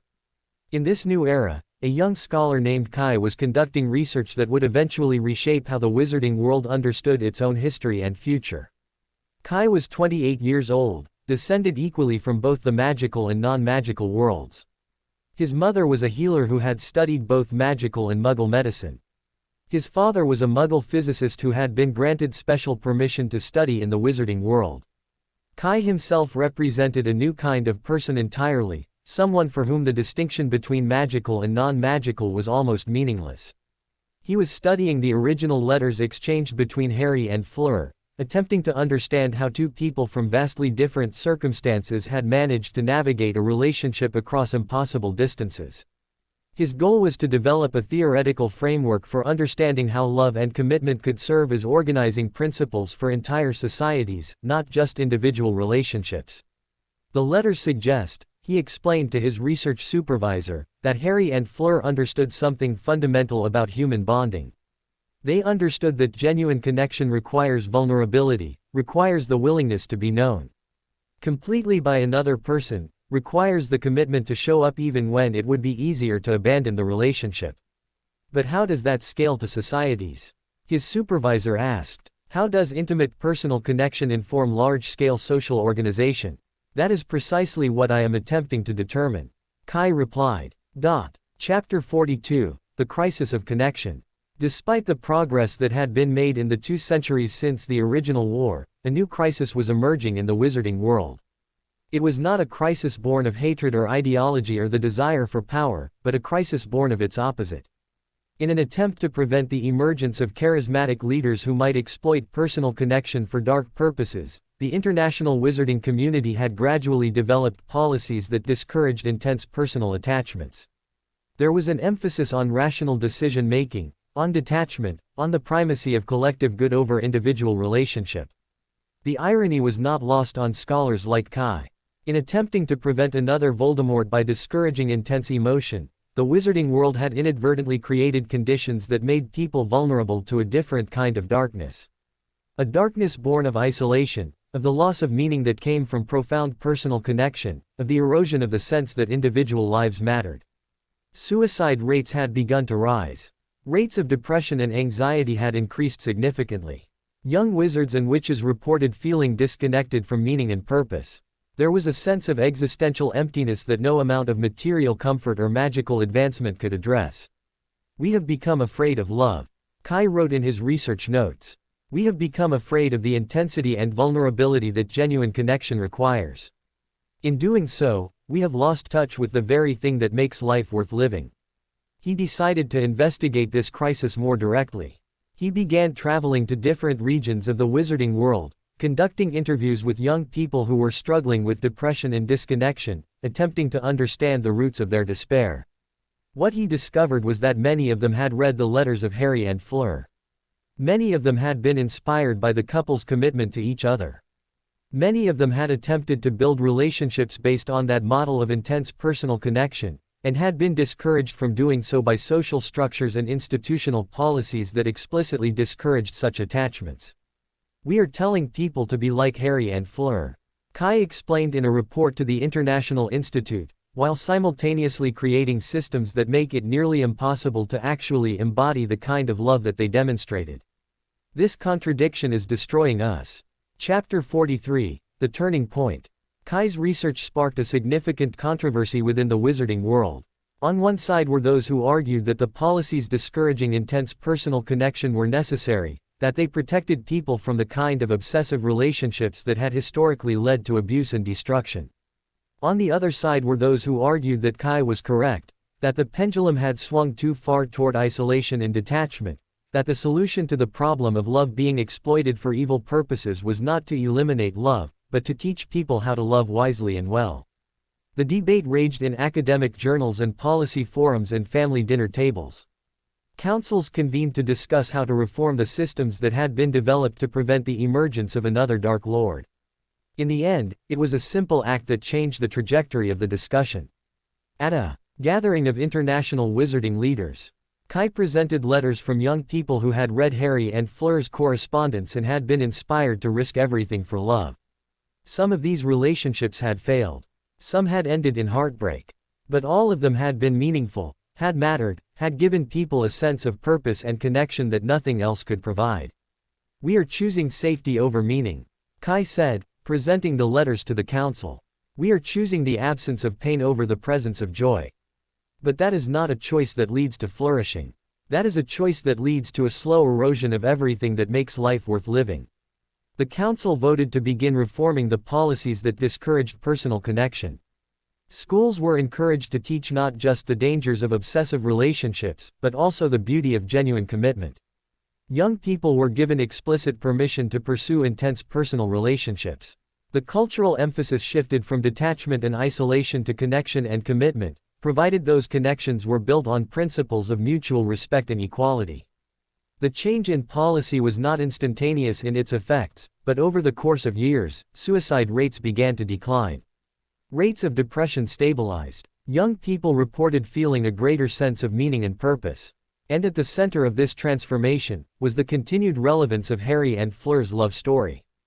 200 years after their deaths, their commitment to each other was still inspiring people to believe that love was worth fighting for, worth sacrificing for, worth building a life around. Chapter 44, New Forms of Love. One of the unexpected consequences of the policy reforms was the emergence of new forms of intimate relationship that had previously been discouraged or hidden. In the old wizarding world, and even through much of the modern era, the assumption had been that the ideal relationship was heterosexual and monogamous. But as people were given greater freedom to pursue the kinds of connections that felt authentic and meaningful to them, a diverse array of relationship structures began to emerge and be celebrated. Some people built polyamorous relationships based on principles of radical honesty and mutual care. Some people chose to remain single but to develop intense platonic connections with chosen family members. Some people moved between different relationship configurations at different stages of their lives. What unified all of these diverse relationship forms was the principle that Harry and Fleur had demonstrated. Commitment, vulnerability, the willingness to show up for another person again and again, regardless of the specific configuration that commitment took. Kai, who had sparked this transformation through his research, found himself in an unexpected position. He had become something of a public intellectual, a spokesperson for a new way of thinking about love and connection. And in that role, he had met two people who would fundamentally alter the trajectory of his own life. Aisha was a healer, descended from a long line of people who had worked in magical medicine. She was brilliant and compassionate and possessed a kind of infectious joy that seemed to draw people toward her. Marcus was a scholar, like Kai, but working in the field of magical theory. He was thoughtful and intense and possessed the kind of curiosity that seemed never to be fully satisfied. The three of them began spending time together, ostensibly to collaborate on research projects, but gradually realizing that what was developing between them was something deeper. Something that did not fit neatly into the traditional categories of friendship or romantic love, but that was nonetheless real and meaningful and worth pursuing. "I do not know what this is," Aisha said one evening, as the three of them sat together in Kai's apartment. "I do not know if it is romantic or platonic or some entirely new category that we do not yet have words for." "Does it matter?" Marcus asked. "Does naming it change what it is?" "No," Kai said. "But it matters that we acknowledge it. It matters that we take it seriously. It matters that we commit to it, whatever it is." They decided to formalize their commitment. Not through marriage in the traditional sense, but through a ceremony that acknowledged the unique bond between the three of them. They wrote vows to each other. They exchanged tokens of commitment. They stood before witnesses and declared their intention to build a life together. "This is what Harry and Fleur taught us," Kai said, at the ceremony. "That love can take many forms. That commitment can manifest in ways that do not conform to traditional expectations. That what matters is not the shape of the relationship, but the intention and authenticity and willingness to show up for each other that underlie it." Chapter 45, The Next Generation. 10 years after the policy reforms, a new generation of wizards and witches was coming of age in a world that had been fundamentally reshaped by the recognition of love's importance. Children were being taught that emotional connection was not a luxury but a necessity. They were learning that vulnerability was a strength rather than a weakness. They were being given permission to pursue relationships that felt authentic to them, regardless of whether those relationships conformed to traditional expectations. Schools began offering classes on what came to be called the ethics of connection. Young wizards and witches learned about consent and communication and the importance of maintaining individual identity within relationships. They learned about the historical mistakes that had been made when love had been weaponized or exploited. They learned about the ways that genuine connection could be maintained and cultivated even in difficult circumstances. Kai, now in his late 40s and well established as a scholar and public intellectual, began to notice that the young people coming through these new educational systems were different from previous generations. They were more emotionally articulate. They were less inclined to sacrifice themselves entirely in service to distant ideals. They were more likely to ask difficult questions about whether the sacrifices they were being asked to make were truly necessary. We are creating a generation that thinks differently about love and duty. Kai observed to Aisha and Marcus, as they reviewed research data. A generation that refuses to accept the false choice between personal happiness and social responsibility. A generation that believes, perhaps correctly, that these two things are not actually opposed to each other. This new generation began to produce art and literature and scholarship that reflected their worldview. Young writers composed stories that explored the complexities of love in all its forms. Young musicians created works that celebrated connection and intimacy. Young scholars began to challenge some of the assumptions that had been made by previous generations. One such young scholar was named Luna, a descendant of both Harry and Fleur through complex genealogical pathways. She was writing a dissertation that revisited Kai's original research on Harry and Fleur's letters, but from a different perspective. What if, Luna proposed in her research, the real power of Harry and Fleur's love was not that it overcame obstacles, but that it transformed how they understood the obstacles themselves? What if love is not about forcing incompatible things to work together, but about changing the very terms through which we evaluate compatibility? This reframing sparked new investigations and new understandings. Scholars began to see Harry and Fleur's relationship not as a triumph of love over circumstance, but as a transformation of what it meant to be together across distance and difference. Chapter 46, The Archive Evolves. By the time Kai was in his 60s, the archives of the Potters had undergone a radical transformation. It was no longer primarily a repository of historical artifacts, but a living center for research into the nature of love and connection. The original letters remained, carefully preserved, but they were now surrounded by hundreds of thousands of new documents. Letters from modern couples who had been inspired by Harry and Fleur's story. Research papers exploring the theoretical implications of their relationship. Artwork and music and literature that had been created in response to their legacy. The archive had also begun to explicitly address the question of how love could serve as an organizing principle for entire societies. Scholars conducted interdisciplinary research examining everything from economic structures to political systems to environmental policies, all through the lens of how genuine connection and care for others could reshape human institutions. "We are attempting something unprecedented," the director of the archive explained to a group of visiting scholars. "We are attempting to use the insights from a single love story, the insights from Harry and Fleur's extraordinary commitment to each other, to reshape how human societies understand themselves and organize themselves. It is audacious, perhaps impossibly so, but the evidence suggests that it might actually work." The evidence was mixed. Some societies that had explicitly embraced the principles embedded in Harry and Fleur's story had experienced dramatic improvements in quality of life and social cohesion. Others had struggled to implement these principles in the face of competing interests and entrenched power structures. But everywhere, even in places where the transformation was incomplete or contested, there was a recognition that something fundamental had shifted. The question was no longer whether love and connection mattered. The question had become how to organize human life around these principles in ways that were sustainable and just. Kai, now recognized as one of the leading scholars on these questions, spent his later years writing a comprehensive theoretical work that attempted to integrate all of this research into a unified framework. "Love is not the answer to all human problems," he wrote in the introduction. "But it is the answer to the most fundamental human problem, which is the problem of meaning. When people feel genuinely connected to others, when they feel that their lives matter to someone, when they experience being cared for and caring for others in return, they are able to endure almost anything. And more importantly, they are able to build societies that reflect the values of care and connection rather than the values of exploitation and control. Chapter 47, The Crisis Deepens. Just as the wizarding world seemed to be successfully integrating the principles of love and connection into its social structures, a new crisis emerged. This one was not ideological or emotional, but technological. Magical science had advanced dramatically over the 2 centuries since the original war. Wizards and witches had developed new forms of magic that allowed for unprecedented manipulation of reality. Some of these advances were beneficial, but others were deeply troubling. There were technologies that could simulate love and connection, that could create the sensation of intimacy without the actual presence of another person.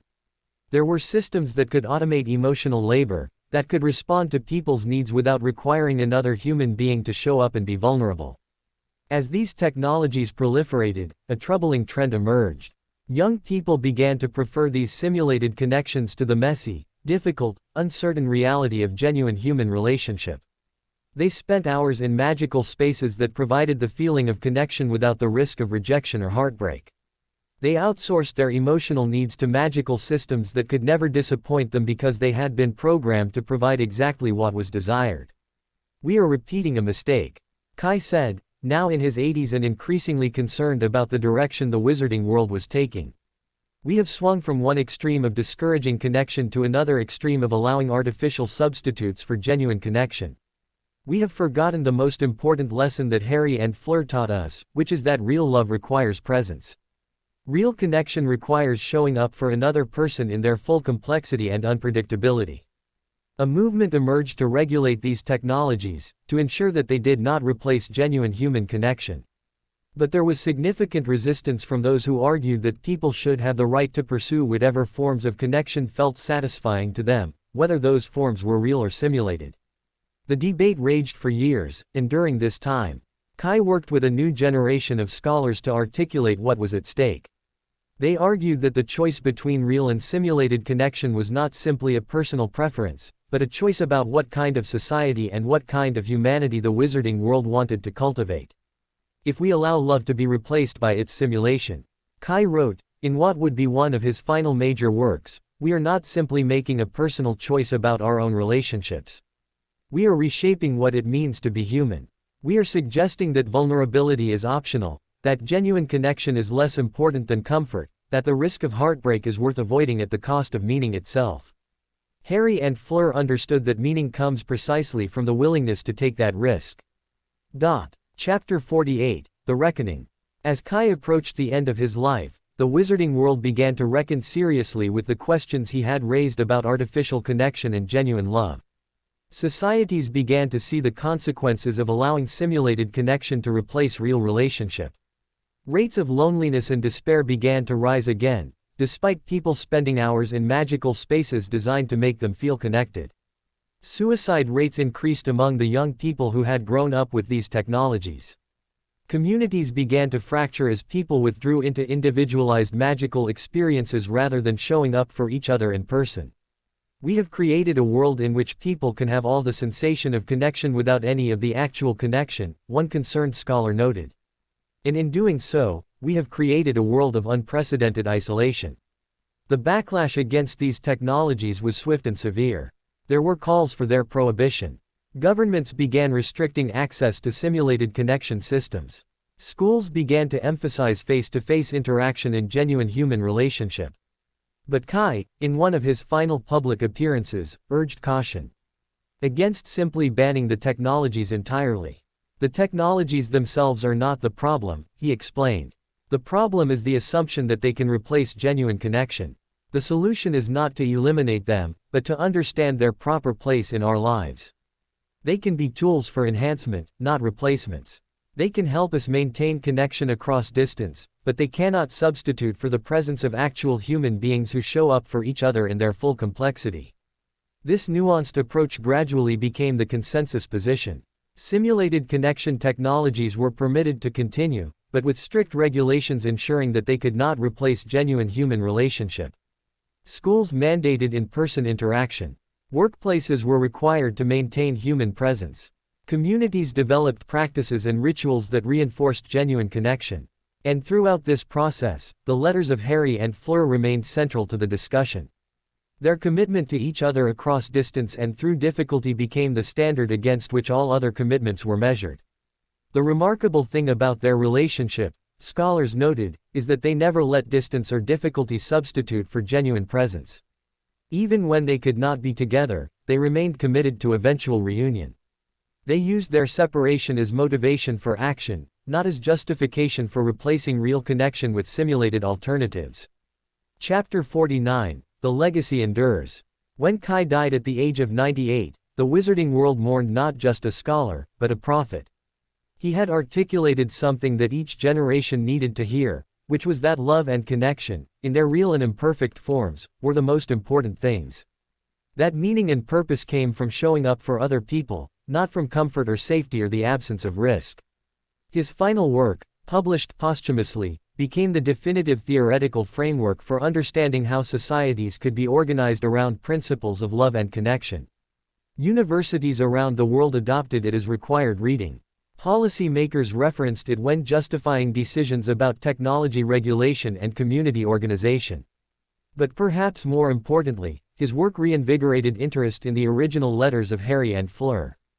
A new generation of scholars began to study them not as historical curiosities, but as urgent messages about how to live in a world characterized by difficulty and distance.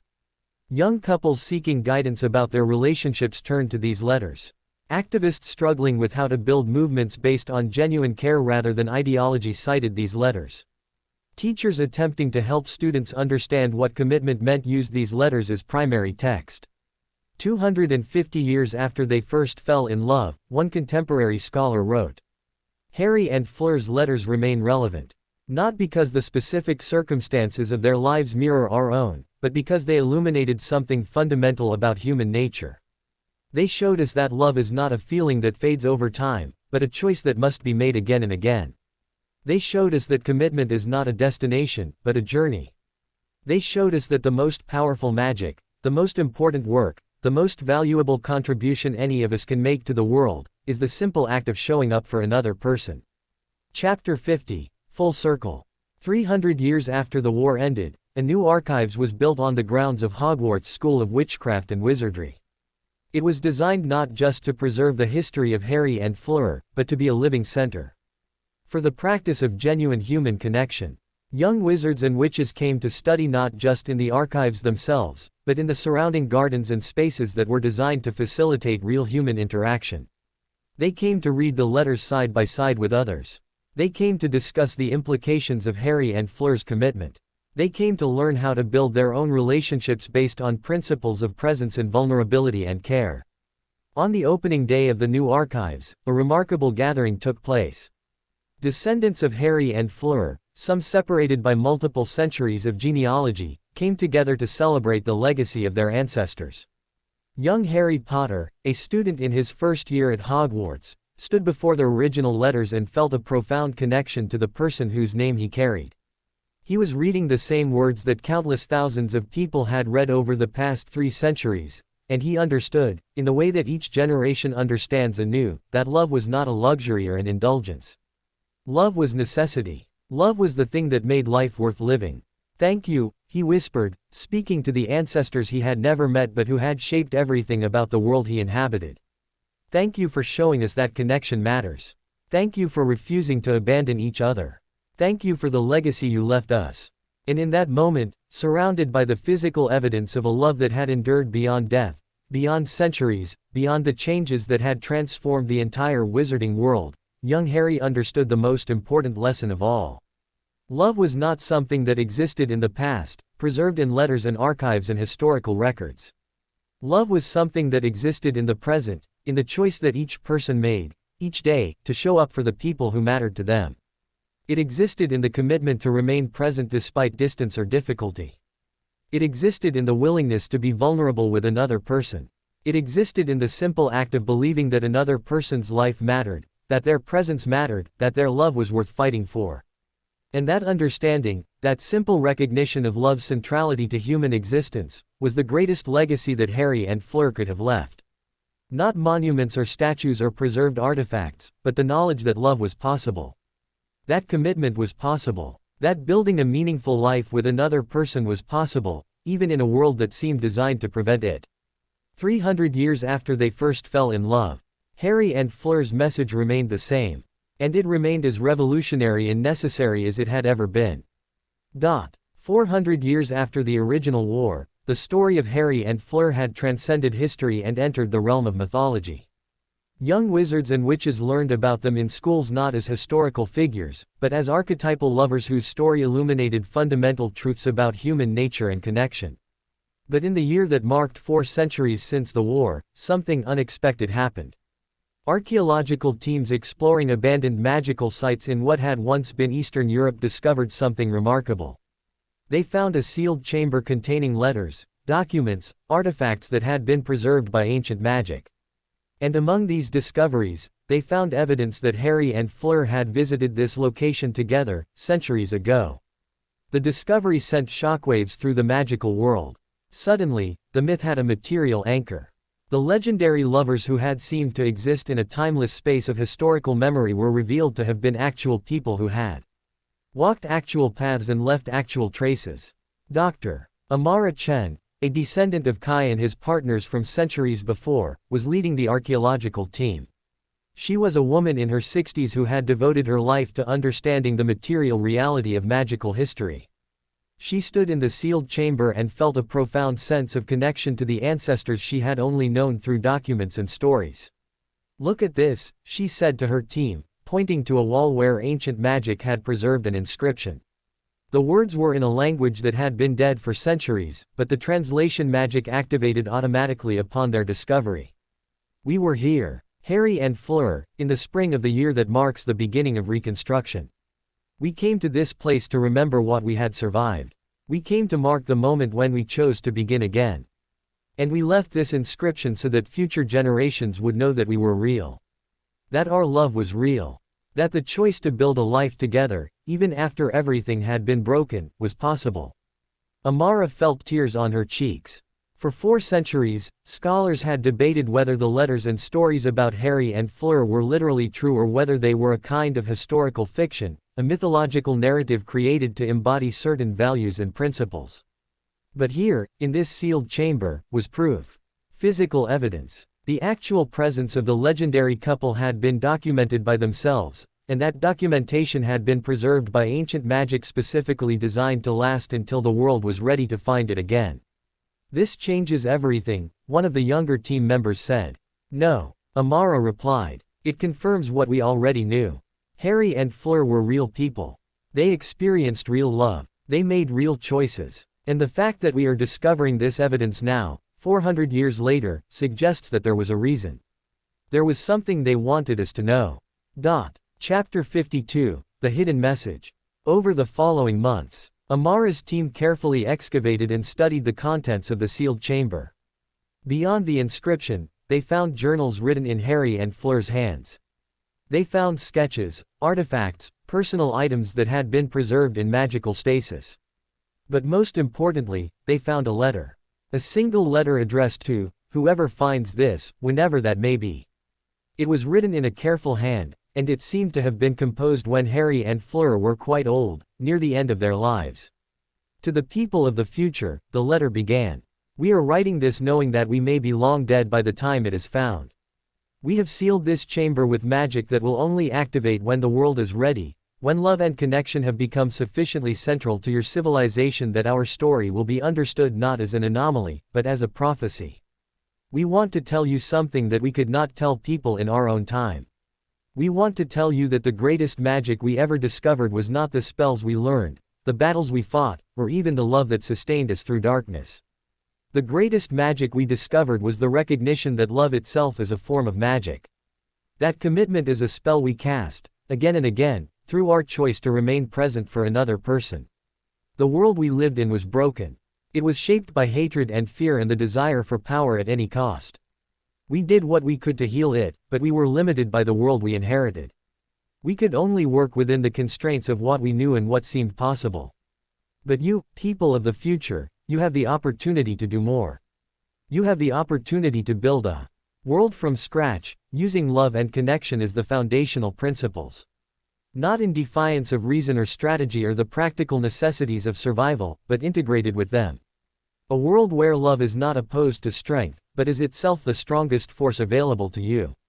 We leave you this message not as instruction, but as encouragement. Know that we believed in your possibility. Know that we believed the future could be better than our past. Know that we loved, and that love changed everything. Harry and Fleur. When Amara finished reading the letter aloud to her research team, there was profound silence in the chamber. The words seemed to hang in the air, creating a bridge across 4 centuries of time. They knew, one of the younger scholars said. They knew that they would be remembered. They knew that their story would matter to people far in the future. More than that, Amara replied, they believed that we could learn from their experience. They believed that we could take the principles they had embodied and build something even greater. They left us not a finished legacy, but an invitation. Chapter 53, The New Era Begins. The discovery of Harry and Fleur's sealed chamber sparked a global movement. Young people especially began to reconsider their understanding of love and connection. If Harry and Fleur had left a message specifically designed to be found when the world was ready for it, then perhaps the world was ready now. Universities established new departments dedicated to studying the material evidence of Harry and Fleur's life. Historians combed through archives searching for additional documentation. Artists created works inspired by the newly discovered journals and personal effects. But more importantly, the discovery prompted a fundamental shift in how society was organized. Governments began to reformulate policies around principles of connection and care. Economic systems started to be redesigned with the explicit goal of facilitating genuine relationship rather than accumulating individual wealth. Educational institutions shifted their focus toward teaching people how to build and maintain healthy intimate connections. Dr. Amara Chen found herself at the center of this transformation. She became a kind of interpreter, helping the contemporary world understand what Harry and Fleur's message meant and how it could be applied to modern problems. They lived through the worst crisis imaginable, she explained in lectures and publications. They lived through a war that threatened to destroy everything they knew. And yet, they refused to allow that darkness to convince them that love was impossible. They built something real, something lasting, something that has influenced the course of history for 4 centuries. The question for us is, what can we build? If they could maintain connection and commitment in the midst of that chaos, what might we accomplish in a world that has had 4 centuries to develop better systems and understandings? The answer to that question emerged gradually, through the work of thousands of people who were inspired by Harry and Fleur's legacy to reimagine what civilization could be.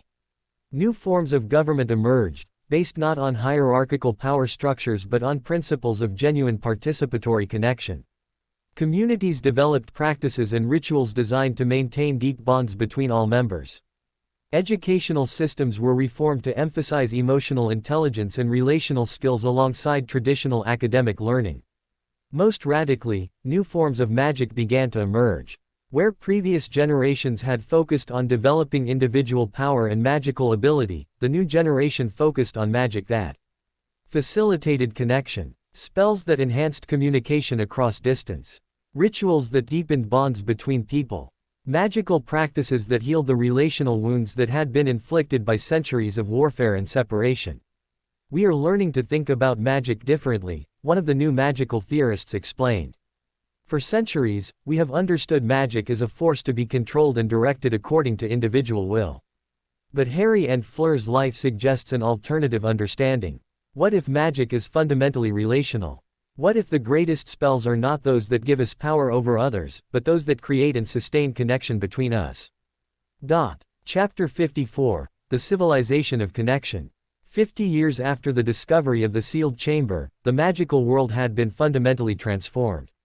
The civilization that emerged was unlike anything that had existed before. It was built explicitly around principles of love and connection, and it had developed new forms of technology and social organization to support those principles. Communication systems allowed people to maintain genuine connection across vast distances. Magical architects designed cities and communities in ways that naturally encouraged people to gather and interact. Economic systems were reformed so that the accumulation of wealth was no longer possible, while ensuring that everyone's material needs were met and everyone had the time and resources to develop deep relationships. Most remarkably, new forms of consciousness had begun to emerge. Young wizards and witches who had been trained from birth in relational magic and connection practices demonstrated abilities that previous generations could not have imagined.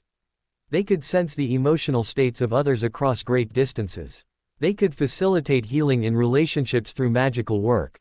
They could even sense the presence and influence of historical figures, as though the dead were not entirely gone but existed in some form of energetic imprint within the fabric of connection itself. It is as though Harry and Fleur are still with us, one such young wizard reported. When I meditate on their letters, when I practice the relational magic they embodied, I can feel their presence. Not as a ghost or a spirit, but as a kind of wisdom that is encoded in the connection itself. Dr. Amara Chen, now in her hundreds and living far longer than would have been possible in previous eras, reflected on the transformation she had witnessed. "We have become a civilization of connection," she said in one of her final interviews. "Not in a metaphorical sense, but in a literal sense. We have reorganized everything, our government, our economy, our education, our magic, around the principle that genuine connection between people is the foundation of all value and meaning. And it works," she continued. "The problems that plagued previous civilizations, violence, inequality, meaninglessness, these have become nearly extinct. People are happier, more fulfilled, more alive than at any point in recorded history. But we owe this not to some discovery of new magic or new technology, but to the example of two people who refused to abandon each other 400 years ago. Harry and Fleur showed us what was possible, and we have spent the last 50 years attempting to build a civilization that honors that possibility." Chapter 55, The Return. In the year that marked 450 years since the original war, something extraordinary happened. A portal opened, a gateway to a place that seemed to exist outside normal space and time. And through that portal stepped two figures.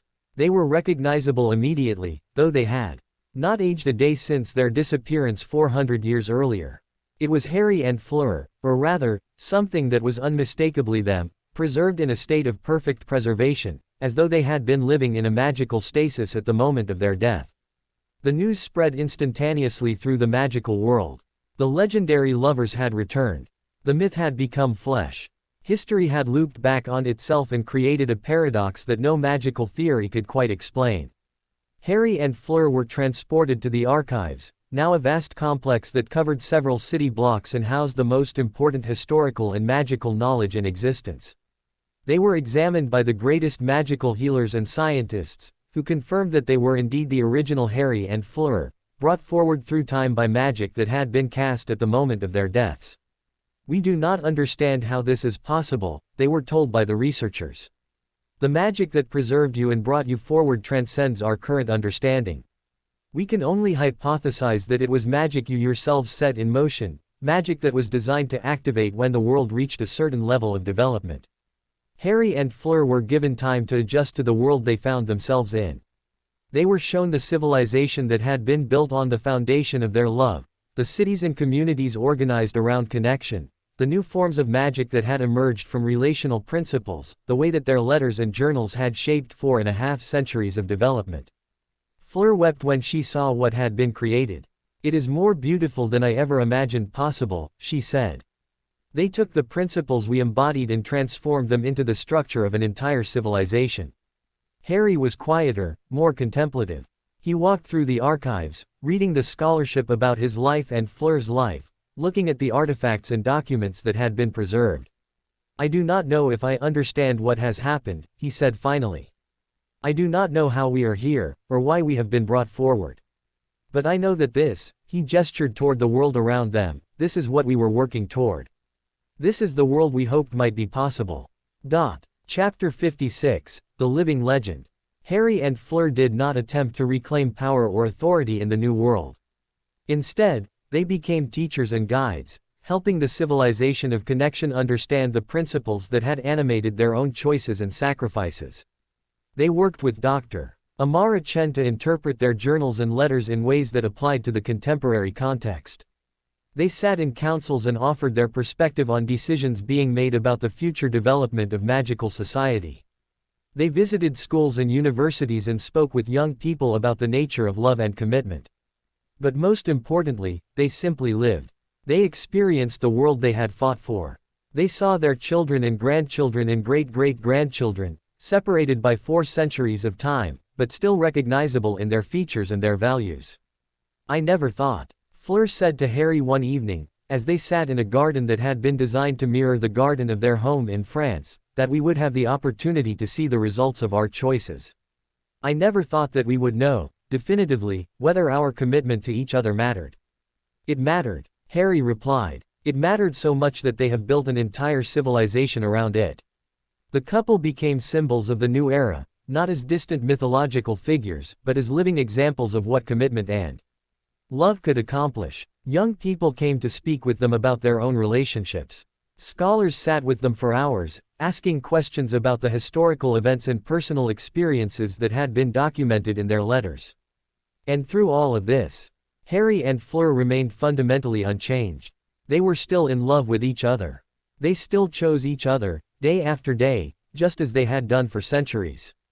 The presence of the entire civilization built on their example did not diminish their relationship, but rather seemed to deepen it, to give it a context and significance that transcended even their own understanding. They are the same people, researchers noted in their observations. Despite 4.5 centuries of development, despite all the changes in society and technology and understanding, they are fundamentally the same people who fell in love at Hogwarts. The same commitment, the same vulnerability, the same willingness to choose each other again and again. Chapter 57, The Question of Immortality. As Harry and Fleur settled into the new world, a fundamental question began to emerge. They had been preserved at the moment of their death, brought forward through time to a civilization built on their principles. But what did this mean? Were they immortal? Would they continue to exist as long as the civilization they had inspired existed? Or would they eventually age and die like any other being? The magical theorists worked to answer these questions, studying the spells that had been used to preserve Harry and Fleur, attempting to understand the mechanism of their preservation and resurrection. What they discovered was that the magic was not designed to grant immortality in the traditional sense. Rather, it was designed to preserve them specifically until the moment when they would be needed. And now that moment had arrived, they were subject to the same processes of aging and mortality as any other being. You have been granted a second life, the researchers explained to them. You have been preserved and brought forward, but not for eternity. You will age, eventually, you will die. But the time you have before that happens is a gift, an opportunity to see the world you helped create. Harry and Fleur received this news with equanimity. They had accepted death before, they had lived long lives in their original timeline. The fact that they had been given additional years to experience the civilization they had inspired seemed like more than enough. How long do we have? Harry asked. Based on the patterns of the magic, perhaps another century, one of the researchers said. Perhaps less, perhaps more. We cannot predict with certainty. But you have time. You have enough time to see your descendants flourish. You have enough time to contribute to the continued development of our civilization. You have enough time to love each other. That is all we have ever asked for. Fleur said, taking Harry's hand. Time to love each other. Everything else has always been extra. And so Harry and Fleur settled into their second life, knowing that it would be finite, but grateful for whatever time they had been given. They became teachers and mentors. They contributed their wisdom to the ongoing development of magical society. They visited their descendants and watched the next generations grow and flourish. And through it all, they remained committed to each other, embodying the principles that had inspired 4.5 centuries of civilization. Chapter 58, The Teaching Deepens. As Harry and Fleur moved through their second century, their teachings became increasingly profound. They had lived through 2 entirely different eras, had experienced love in 2 different contexts, and they brought that unique perspective to everything they did. Young scholars came to study with them, attempting to understand how they had maintained their relationship across not just decades, but centuries. How they had remained committed to each other even as the entire world changed around them. How their love had been strong enough to shape the course of history. Love is not a feeling that persists unchanged. Harry explained in one of his teaching sessions. Love is a choice that you make, again and again, in response to new circumstances. When I met Fleur, I fell in love with the woman she was at that moment. But she changed. She grew. She became different people as the years passed. And I had to choose to love each new version of her. I had to remain open to who she was becoming. Fleur did the same for me, he continued. She did not fall in love with a fixed version of me and then cling to that version as I changed. She allowed me to change. She grew alongside me. And through all of that growth and change, we remained fundamentally committed to the work of understanding each other and choosing to be together.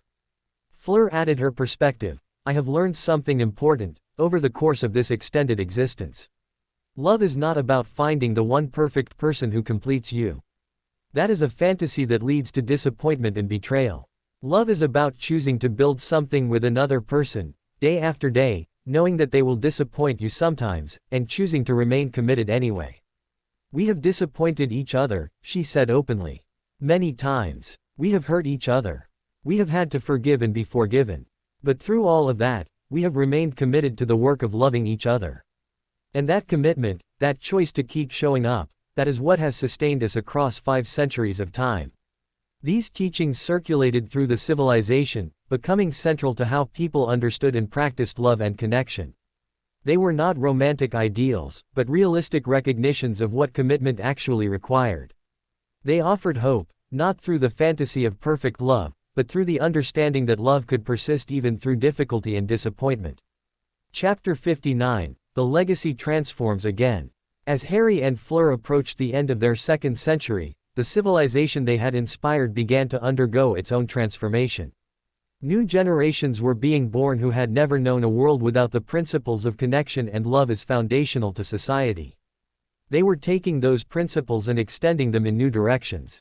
Young researchers were discovering that genuine connection could extend beyond human relationship to encompass connection with other species, with ecosystems, with the magical energy that flowed through the entire universe. A new form of magic was emerging that attempted to foster relationship and care with all beings, not just human beings. We are learning that the principles Harry and Fleur embodied are universal, one such researcher explained. That connection and commitment and the willingness to be vulnerable are not just relevant to romantic love, but to all forms of relationship. That building a civilization based on these principles means extending them to how we relate to the natural world, to other species, to the fundamental energy of existence itself. Harry and Fleur watched this development with fascination. They had never imagined that their personal love story would eventually lead to such radical reimagining of what relationship could mean. We were always limited by the context we inhabited. Fleur reflected. We could only imagine love within certain parameters. But you are imagining something broader, something that extends our principles in directions we never conceived of. That is exactly what we hoped would happen. The beauty of a legacy built on principles rather than on specific behaviors. Harry added, is that it can evolve. It can adapt to new circumstances. It can be extended to address problems we never anticipated. Your work, extending these principles to the entire web of existence, that is the continuation of what we began. Chapter 60, Forever and Always. In their final year of life, Harry and Fleur returned to the sealed chamber where their message had been preserved for 4 centuries. They sat in the space where they had left that message when they were old and preparing for death, wondering if anyone would ever find it. We did not know, Fleur said, looking at the walls of the chamber, whether our message would matter. We did not know if anyone would care about the story of 2 ordinary people who fell in love during extraordinary times. And now we know, Harry replied. We know that it mattered. We know that our commitment to each other inspired 4.5 centuries of development. We know that our love changed the world. They stood together in the sealed chamber, just as they had stood together in that very space 4.5 centuries earlier, and the circle felt complete. If we could do it again, Fleur asked, knowing what you know now, would you make the same choices? Would you choose me, over duty, over destiny, over everything else? Harry took her hand, the same hand he had held on that long ago night when they had stood in this chamber as young people preparing for a war that would change everything. Yes, he said, every single time. I would choose you. I would choose us. I would choose the work of building a life together over any other accomplishment, any other achievement, any other legacy. So would I, Fleur said. Every time. Always. I would choose you. And in that moment, surrounded by the physical evidence of their own historical significance, surrounded by a civilization built on the principles they had embodied. Harry and Fleur understood the deepest truth of all. Their greatest achievement was not changing the world. Their greatest achievement was remaining committed to each other, across decades, across centuries, across time itself. Everything else that had happened, all the changes to civilization, all the new forms of magic, all the new understanding of how society could be organized, all of that was secondary to the simple, extraordinary fact that they had loved each other, and had chosen to remain committed to that love, again and again, no matter what stood in their way. As they left the sealed chamber for the last time, walking back out into the world they had inspired, they knew that their second life was drawing to a close. But they were not afraid. They had lived fully. They had loved completely. They had seen the results of their commitment, not just in the person beside them, but in the entire civilization that surrounded them. And more than that, they had shown that it was possible. They had shown that love could be stronger than war, that commitment could transcend time itself, that the choice to build a life with another person was the most important choice any human being could make. That was their legacy. Not monuments or statues or the civilization built in their name, but the simple, eternal truth that love was possible. Connection was possible. Building something meaningful with another person was possible, even in a world that seemed designed to prevent it. And that is just the beginning of Harry's true destiny. If you want to see how far his power rises, or how the wizarding world reacts next, make sure you like this video and comment if you want part 2. And hey, if you're new here, don't forget to subscribe right now. Because I upload daily dark and powerful Harry Potter what-if stories. And trust me, the next one will be even more insane.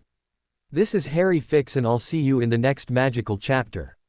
Until then, stay legendary.